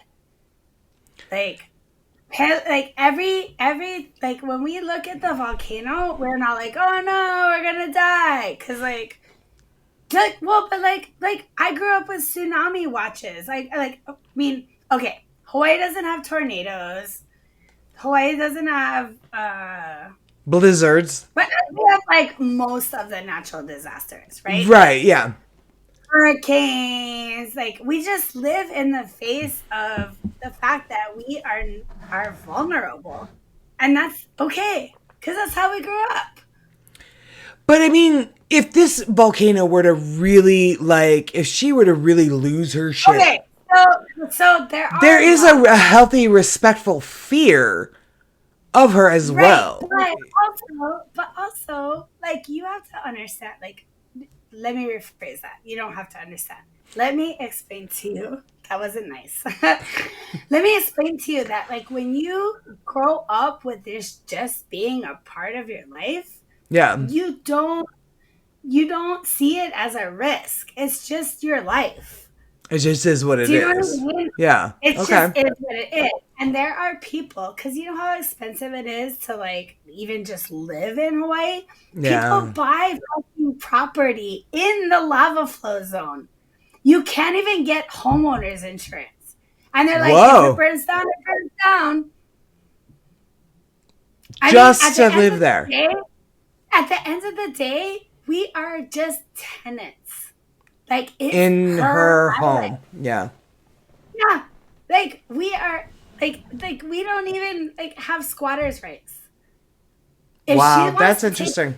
she's gonna take it. Like, That's true. That's true. It's not ours. And that's the thing about Hawaiians, is that we have a different idea of ownership. That's interesting. I like that. Laura, what's your thought on it? Well, the living in the lava flows thing, I'm gonna have to say no. Hard pass. But yeah. Having You don't been to wanna- Hawaii, you like, wanna I can have, see like, why. I can see the draw though. Like, as soon as I got to Kauai, I was like, and like kind of started like just leaving the airport and getting like a feel of the island and stuff. I was like, I wonder what it fucking takes to live here. Like, it's just Dude, Kauai so beautiful and slow, like slow, but not in a bad way. Like, just relaxing. Like, No, you feel this like Kauai- weight coming off you of having the like peace, you know. But Laura, and everybody Laura, seems very like Kauai- chill. I have to tell you, Kauai is not like any of the other islands. Kauai is a sacred space. And everybody, even though, like, all of us that grew up in Hawaii, like, we're just, like, surrounded by all this majesty and shit. Like, we're used to it, right? Like, green valleys, like... You don't know anything podcast. different. Yeah. To the podcast listeners, do you know where I grew up? Have you ever seen Jurassic Park? Have you ever seen Lost? That was my backyard. Like, I literally wandered around those valleys. Like, You know, that was Yeah. it was just I think like when Hawaiians go to Kauai, like we're like, oh, like it's different. It's like Sedona, Carrie. Yeah. Yeah. It's different. There's That's different. there's something else going on in Kauai, dude. I'm telling you. It's I mean, I can't. That's the only place I've ever been in Hawaii, but I actually never thought that I would actually enjoy visiting it just because it's like so over tourist and like Yeah. like I feel like No, a over lot of tourists. parts. Yeah, so I didn't know like and how much I would like it, and it's so expensive. But then when I went there, I was like, oh, I get it, why people come here. Yeah. Like it's beautiful. Well, you know what, you guys, like, I don't care how long it takes us to achieve this vision, but I really want to take you and show you where I grew up. Like, That'd be I awesome. want to go together and I just want to show you, like, because, like, this is why this, like, podcast meant so much to me is that, like, yes, the stories about Pele, and like, yes, I have this fascination with this personality because, like, clearly I'm projecting, you know. Obviously. You see a lot of her in me. I get it. Go on. Well, but like, Carrie, there's a reason we're friends. Yes. You know what I mean? Yeah. But I would love to actually like show you. You know, because That would like, actually be better than just to be a tourist and just go and see things in a guidebook, but to have like you. But like, here's the thing. Here is the gift and the burden of middle age. Okay, is that I have. She went there, Laura. Well, I'm gonna be 48 next year, and I look great. I mean, I'm gonna be 46, so it's fine.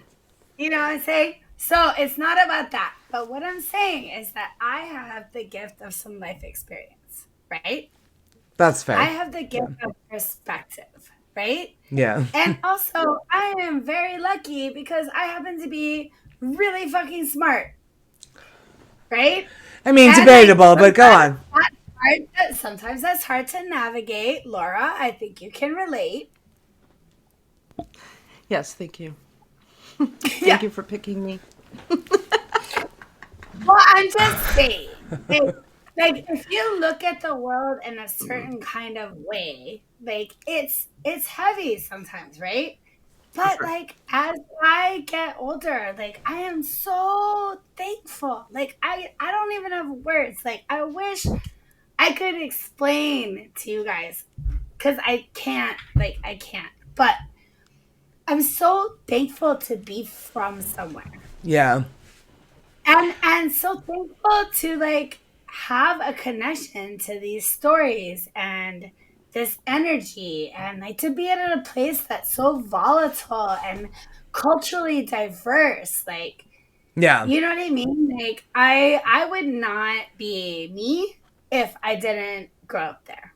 Like, I think that you being on the show and explaining this as a native Hawaiian is crucial. I think it's been really beneficial to our listeners who just, people go there and they're like, oh, we want to go to Hawaii. It's beautiful and volcanoes and surfing and, the beaches. And there's so much more to it than that. And you're telling us what that is. And I think that's really important. Well, I just thank you so much for giving me a platform to tell you about things that I think are so interesting and complicated.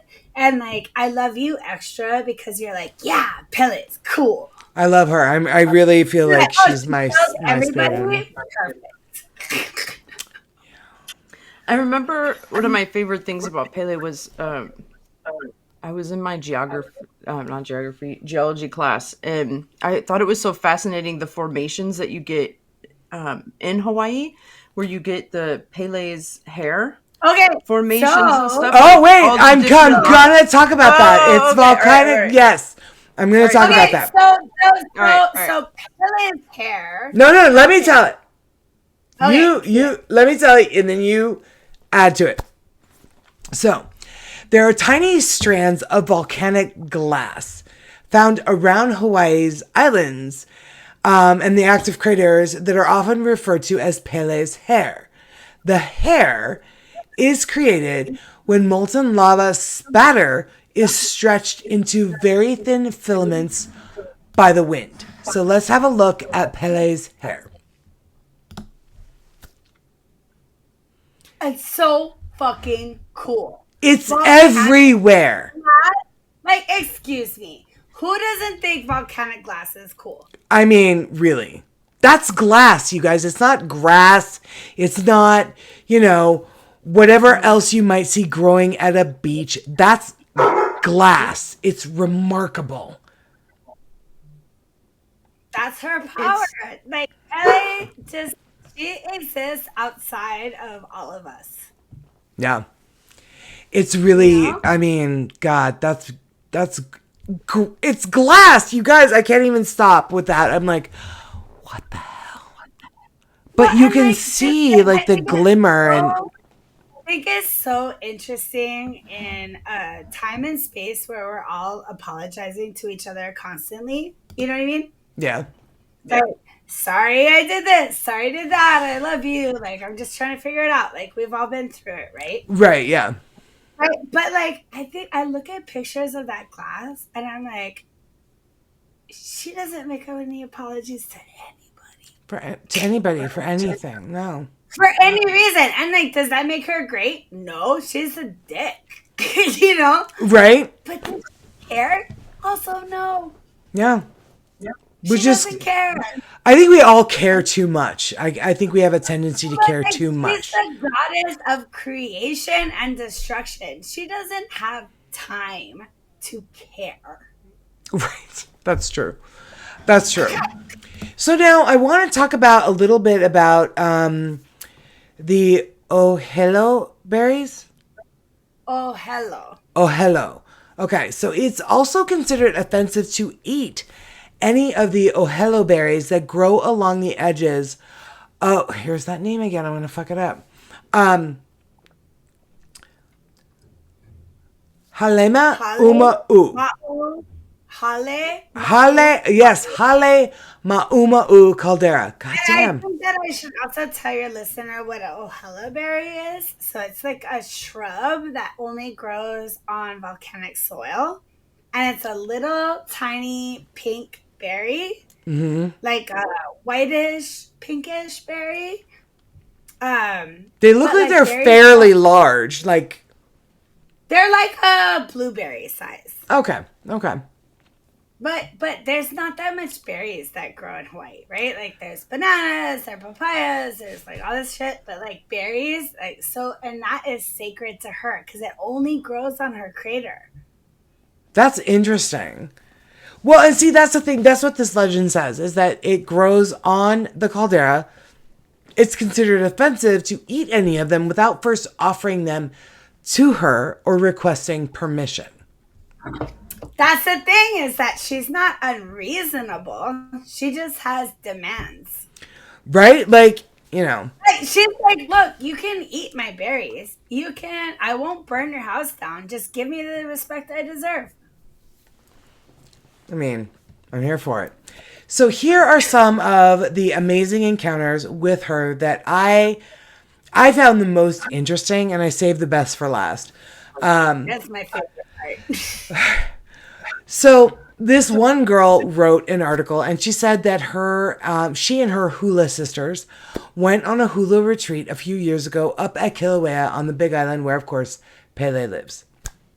She said that they were walking around the volcano park one night when something started following them. They could hear footsteps. So her friend was like, hey, did you guys hear that? And the other friend was like, it's probably a weasel or something. So they just kept walking. There's no weasels in Hawaii, Carrie. That's why I was wondering. I was like, are there weasels in Hawaii? There's mongoose. But this is neither here nor there, and I apologize for it. So then they heard barking. And they got a little scared because they didn't know what to do. They walked a little faster, and it started to get very warm. She says, very, very warm.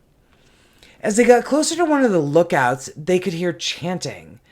And then they all started to kind of freak out. So She said her and her friend were the ones who were the most afraid, and they decided to stay in one place. But they could sense that there was something right behind them. They all looked behind them, and they didn't actually see anything. But still, it was really hot, and the chants kept getting louder and louder.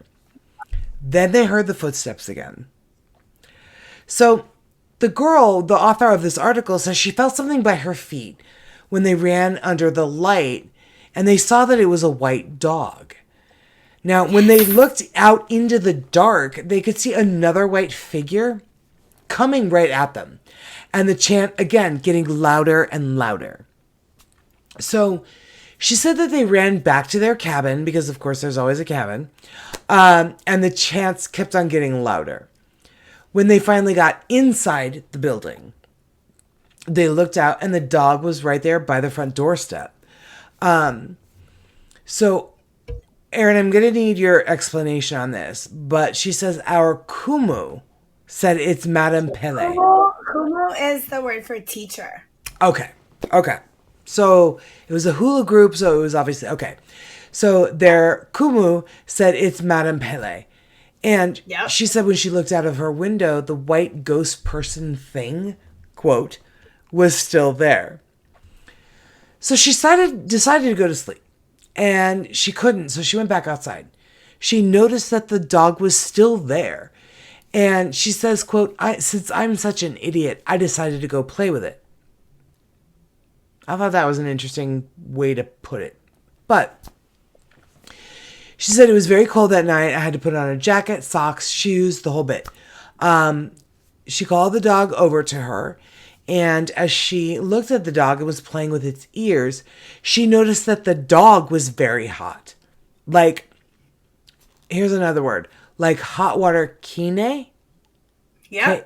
Oh, did I say it right? Kine is body. Okay. Like hot water kine. She said, then the lady came up to me. That means like burning from the inside out. Oh, neat. Oh, that's great. Remember I told you Hawaiians don't ever say what they're actually talking about? Right. Okay, so the dog was like hot water kine. Okay. Yeah. She said, then the lady came up to me and asked if that was my dog. This was around 6 a.m. and the sun was starting to rise. She goes on to say that she looked at her and she said, no, sorry. She continued to look down to play with the dog, and she looked up again to ask the lady a question, but she was gone. I have goosebumps right now. So she kept playing with the dog, and she started to hear the chanting again. Yep. She looked out where the woods were, and she saw the old lady again. And as she looked at her, she looked into her eyes, and she says they were red. And she says, quote, I mean, red. Then she called the dog. Yes. Then she called the dog and it went running to her. And I looked away for a second and turned back and they were both gone. My kumu told me, you just witnessed something that no one has ever really witnessed. I asked him, what is that? He said, you saw Pele. Yeah, and when people freak out about seeing her, but all of the wise old elders in the community say you were just blessed. Yes. Because even though she's scary, she doesn't show herself to just anybody. Like her true self. Like she doesn't show, like not even her true self. Like who knows what Pele's true self is? Right. You know what I mean? Yeah, for sure. Like she doesn't even show herself a little bit. So she goes on to say that, again, 6 o'clock in the morning, she gets back into her bed and she noticed that there was a rock on her bed. It was a medium-sized rock and it was really, really hot. She looked out the window and she saw the white dog running away from her window and then vanish. She never saw that dog ever again or the lady. But that rock followed her. So she put it outside, but it would always find its way back inside. When she says when she left to Oahu, it found its way next to her bed there. She said, remember I told you that Hawaiians think that everything has a spirit? Yes. So, like, it's not just a rock. Right. She said, my kumu told me to keep that rock with me no matter what. If that rock keeps on coming back to me, then that means it's my rock, and it's a rock that only I can have and no one else can. She ended the story with, to this very day, I still have this rock. Because she's not stupid. Like, Isn't that listen, crazy? I love that. If Madame Pele fucking brings you a rock, regardless You keep if you it. believe in her or not, right? If you are any kind of reasonable person, you will keep the rock. Laura, what's your take on the story? Maybe that's just my Hawaiian showing. Like, I'm just saying. I mean, if I had a rock chasing me, I'd keep it too. Right? But, Yeah. yeah. It's an interesting story. I like agnostic, the whole you thing. guys. Like, Hi, I'm Zane. agnostic. Do you know what I mean? Like, Yeah. like I'm like Miss, like I don't know what's happening here, girl, right? But even but like I'm like, if she's giving you a rock, you keep the goddamn rock. Right. It takes on the whole Charlie Brown Christmas thing takes on a whole new meaning. I got a rock. You know Oh my what I god, mean? do you know that Kid Koala? Okay, I'm gonna do DJ shit to you right now. Do you know yeah. who Kid Koala is? You probably don't. No. Alright, so Kid Koala is a very talented DJ for 35 years or something. But Okay. he remixed that Charlie Brown special and he's like, what'd you get, Charlie Brown? I got a rock. I got a rock. No, but like, but all jokes aside, Carrie, like, yeah, keep the rock. Like, Keep the rock, she yeah. gave that to you. Yeah, 1,000%. So, you and I, Erin, were talking about this prior to the show. And sometime in the early or mid 1980s, a package arrived at the Hawaii Volcanoes National Park containing lava sand taken from Black Sands Beach in 1969. You guys know what a black sand beach is? Just disintegrated lava rocks? So it's created like it's literally sparkly lava glass. Okay. That's sand. Okay. All right. So like that's like create like that it's not disintegrated coral. It's not. It's Like, actually lava. It's a lava sand beach. Okay. Yes. Okay. They're beautiful. So this package contained lava sand taken from Black Sands Beach in 1969. The woman who took the sand evidently loved the Hawaiian Islands so much, and she and her husband returned frequently, despite the gradually escalating mishaps that struck them every time. They included, but are not limited to, she writes, first time, cut my foot. Second time, scraped my arm at the airport. Third time, lost my hearing and broke my eardrum on a crater in Maui. Fourth time, sprained 2 toes on cement steps. Fifth time, cut my finger. Sixth time, husband had a heart attack and I fell twice. First time, broke my left elbow. Second fall, broke my kneecap in 2 places and crushed it. Yep. She is mad. Finally, in 1982. Exactly. So it took 12 years for them, these 2 unlucky tourists. They saw a display at Volcano House, the historical hotel that is on the edge of the Kilauea volcano. It's traditionally said to be Pele's dwelling place. Now, the display showcased letters from other tourists who had suffered the curse of Pele. Bad luck that struck them after they had taken lava rocks from her volcano. All of these victims returned what they had taken in the hopes of lifting the curse. So this couple did too. Hopefully their future trips went better. There was no and everything was fine from from 1980 until now. No, because Pele does not get over it because she's a jealous, mean bitch with all the power. Well, and here's... She doesn't have to forgive you. Like, she does not care. Yeah. Give me my stuff back. Exactly, because if you, again, all right, and I'm going to talk about this here in just a second, but the idea, you can't really blame her. So every year, Hawaiian national parks, along with various Hawaiian tour companies and post offices near the national parks, receive thousands of pounds of returned lava. Along with the packages often come letters detailing the misfortunes that followed the souvenir takers after their transgression. Now, the legend of Pele's curse is widespread enough that Snopes.com actually classifies it as true. Really? Well, yes. But Whoa! here's what they say. And this is literally, guys, I'm going to read it verbatim from their website. Pele's supposed curse is not a mild-mannered one. Those allegedly afflicted by it don't misplace their car keys or develop runs in their stockings. Their bad luck is of the grievous variety. Pets die, jobs are lost, houses burn down, sudden and devastating illness strike loved ones, marriages break apart. The Los Angeles... She's not fucking around. Mm-hmm. She's not, dude. I'm telling you, she doesn't care. The Los Angeles Times reported on the sad case of Timothy Murray, a 32-year-old who scooped some of the unusual black sand from Hawaii Volcanoes National Park into a bottle and brought it back with him to Florida. Everything in his life immediately went into a nosedive.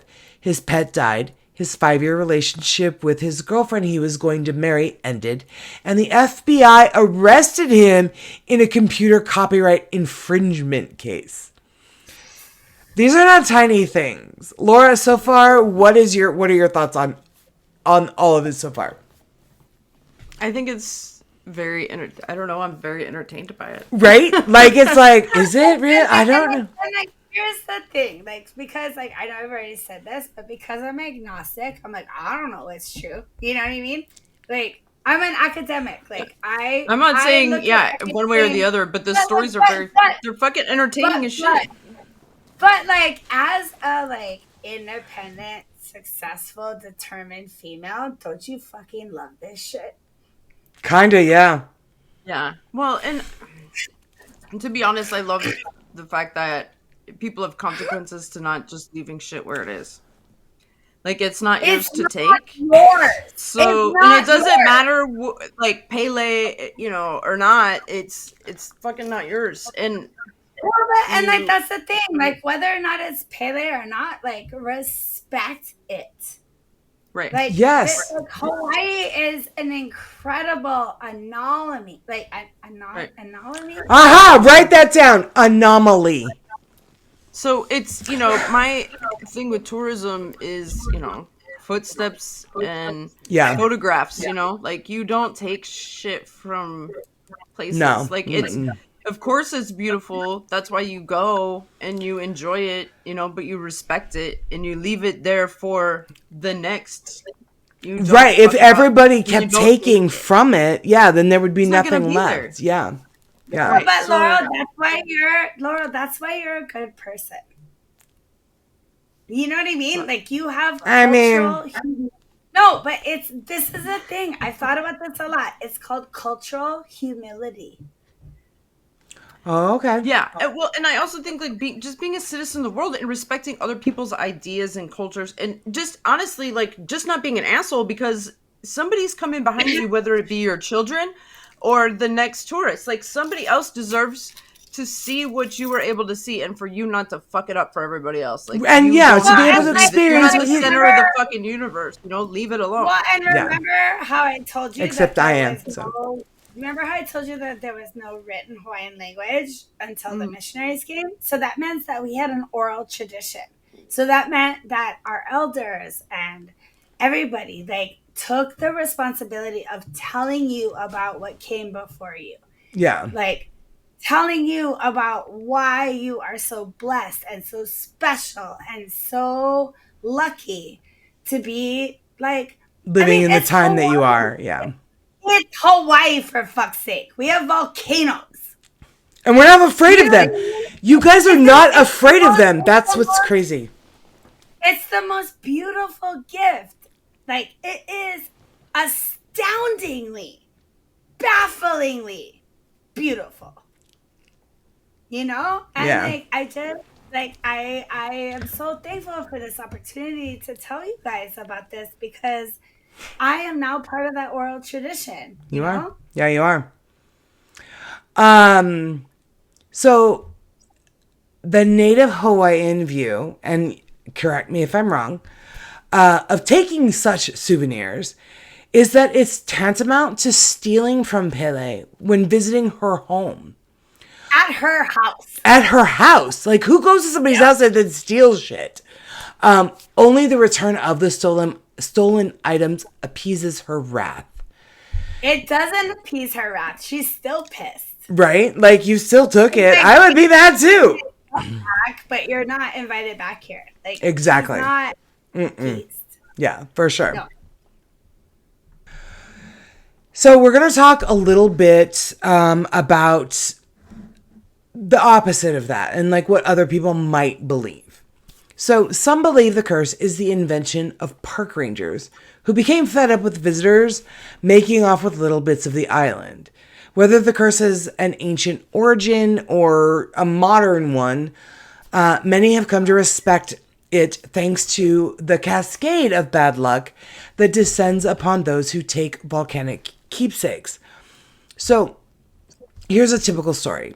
In spite of warnings, we read when we were on the Big Island, this couple says, we picked up some pieces of volcanic rock at several road cuts on the south and southwestern part of the island. They go on to say that they were to be souvenirs for ourselves and our friends. We were on Hawaii in mid-December. Since we returned home, we've had a monstrous snowstorm which ruined our family reunion here at Christmas. My sister and I had the first big fight of our lives, and we're still not speaking to each other.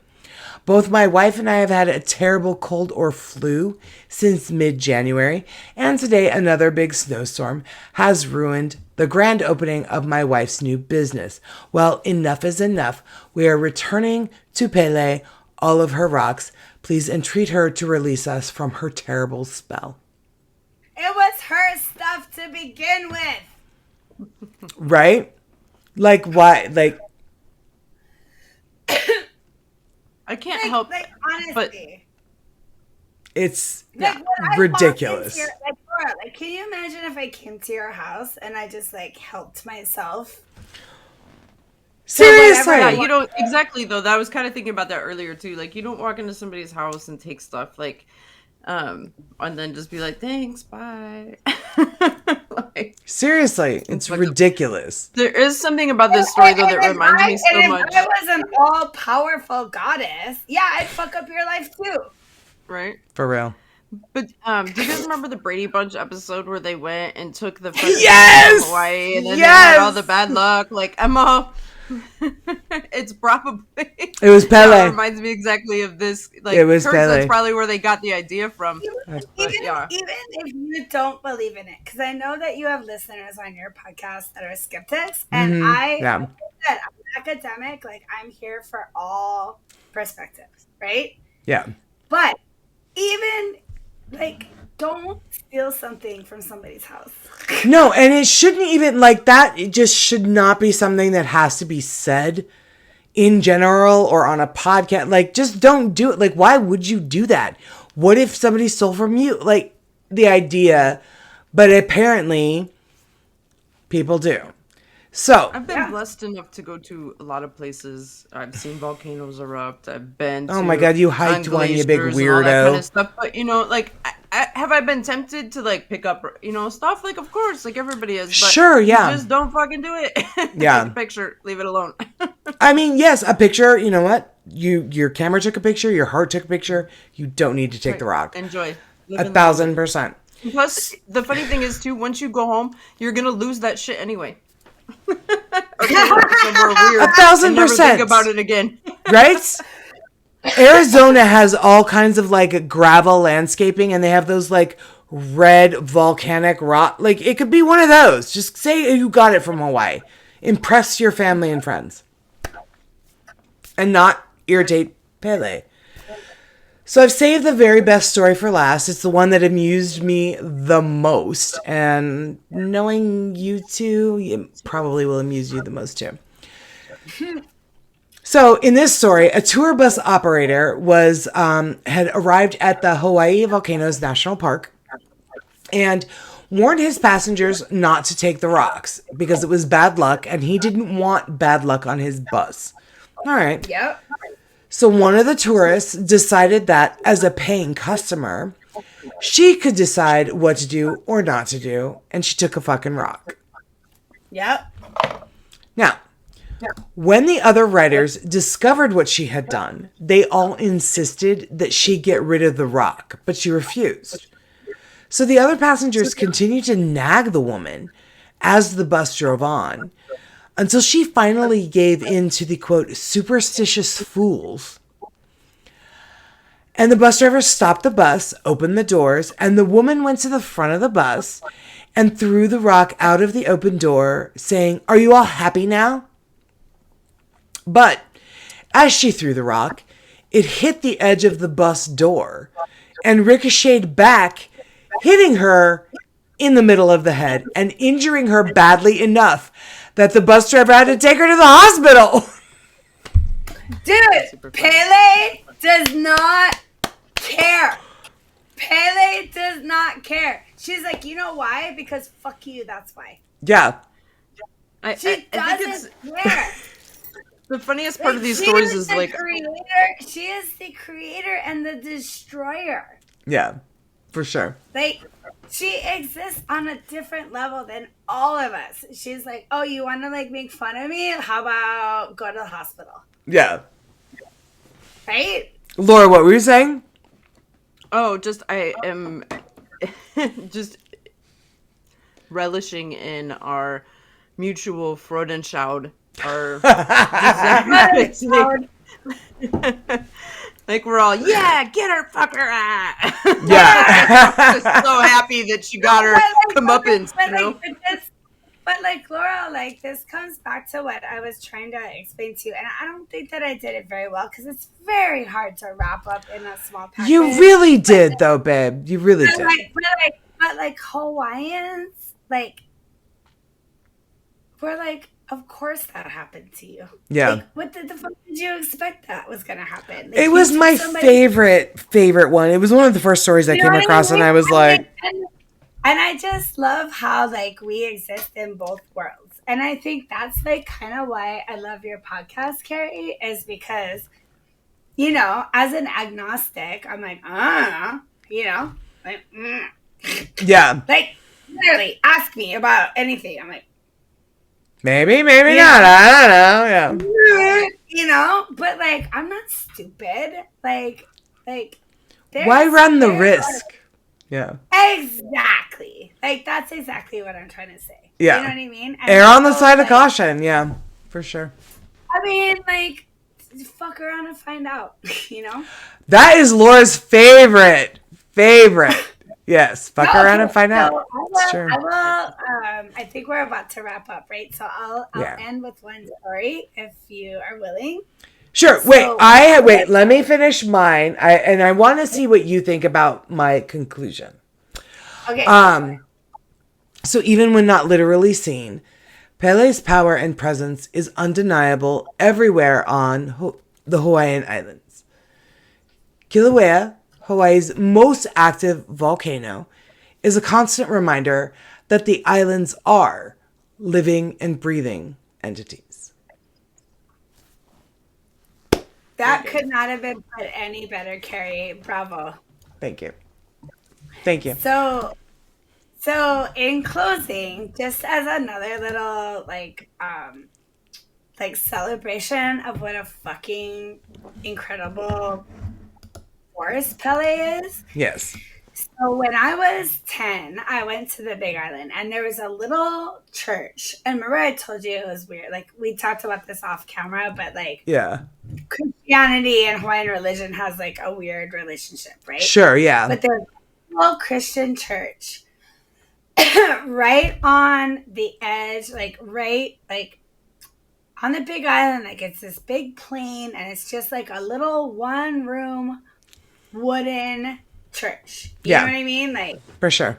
and so there are these things in Hawaiian religion called kapu sticks, which are like, they're like sticks, and they have this like ball thing at the top, but it like means like this is a sacred space, Okay. and like they're in front of royalty and stuff. You know what I Oh, mean? okay. It's like a marker of like something. I don't know what the word is. Reverence or something. So when the lava flow in the 1850s was flowing towards this little church, um, the priest, who is a Hawaiian mixed person, you know, Sure. because we're all mixed, you know what I mean? Right. Put two kapu sticks and I made an offering to Pele in what's called a pu'olu. And so a pu'olu is like it's a gift, but it's like wrapped in tea leaves, and it's like kind of like a bundle. Okay. But because Hawaiians are so like poetical, it's not just a gift, it's like an intention, right? So Okay. he made a olu for Pele with ohelo berries, which are sacred to her. Yes. He saw like everything she liked, right? And he put it into a package for her, and he put the kapu sticks in front of the church, and the lava flow splits. Like I saw this with my own eyes, Carrie. It splits at the doorstep. The lava flow splits at the doorsteps and then comes back together right behind the church. Right behind it. Laura, what? Laura, talk I to think me. it's super cool. I mean, super. You can say Like that could just be superstition, geology. Like that could just be religion, but geology and like the yeah, slope of the land. But like looking at that as a kid, I was just like, because that's the thing about Pele. She wants to be recognized. She's a jealous, impetuous bitch. Well, Right? for as And long she as wants to be recognized. So it's not that she's so ruthless. I mean, she is ruthless, right? But when you give her the respect she deserves, she will offer benevolence. yeah. Laura, what are I your love the closing thoughts story. on It was Pele? really cool. Hmm? What are your closing thoughts on Pele? Who? Me? You, yeah. Um, I've always been really fascinated with it, especially it really started with my geology class and just learning about all the super cool formations and the processes and stuff like and a lot of it is particular. There's a lot of stuff that's only found in Hawaii. So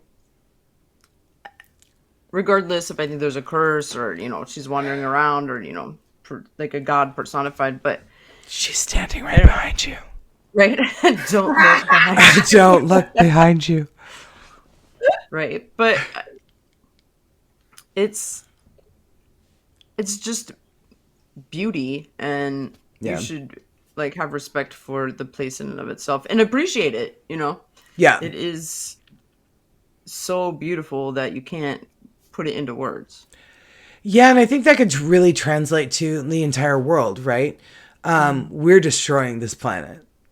We are Absolutely. leaving nothing but garbage for our children's children's children. I don't think you have to go that far. Okay, so coinsing.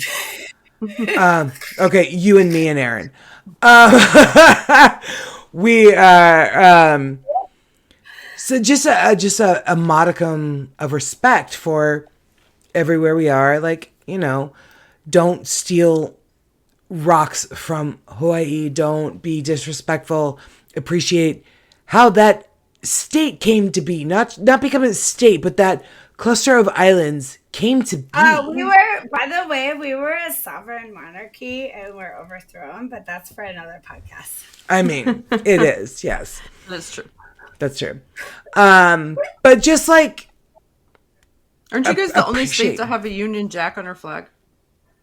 Oh, Do you dude, still don't have get it? me started, Laura. All right. No, Okay. we don't. Sorry. You know Oh, what? but is that true? We're gonna have to take this offline because I can tell you some shit about that.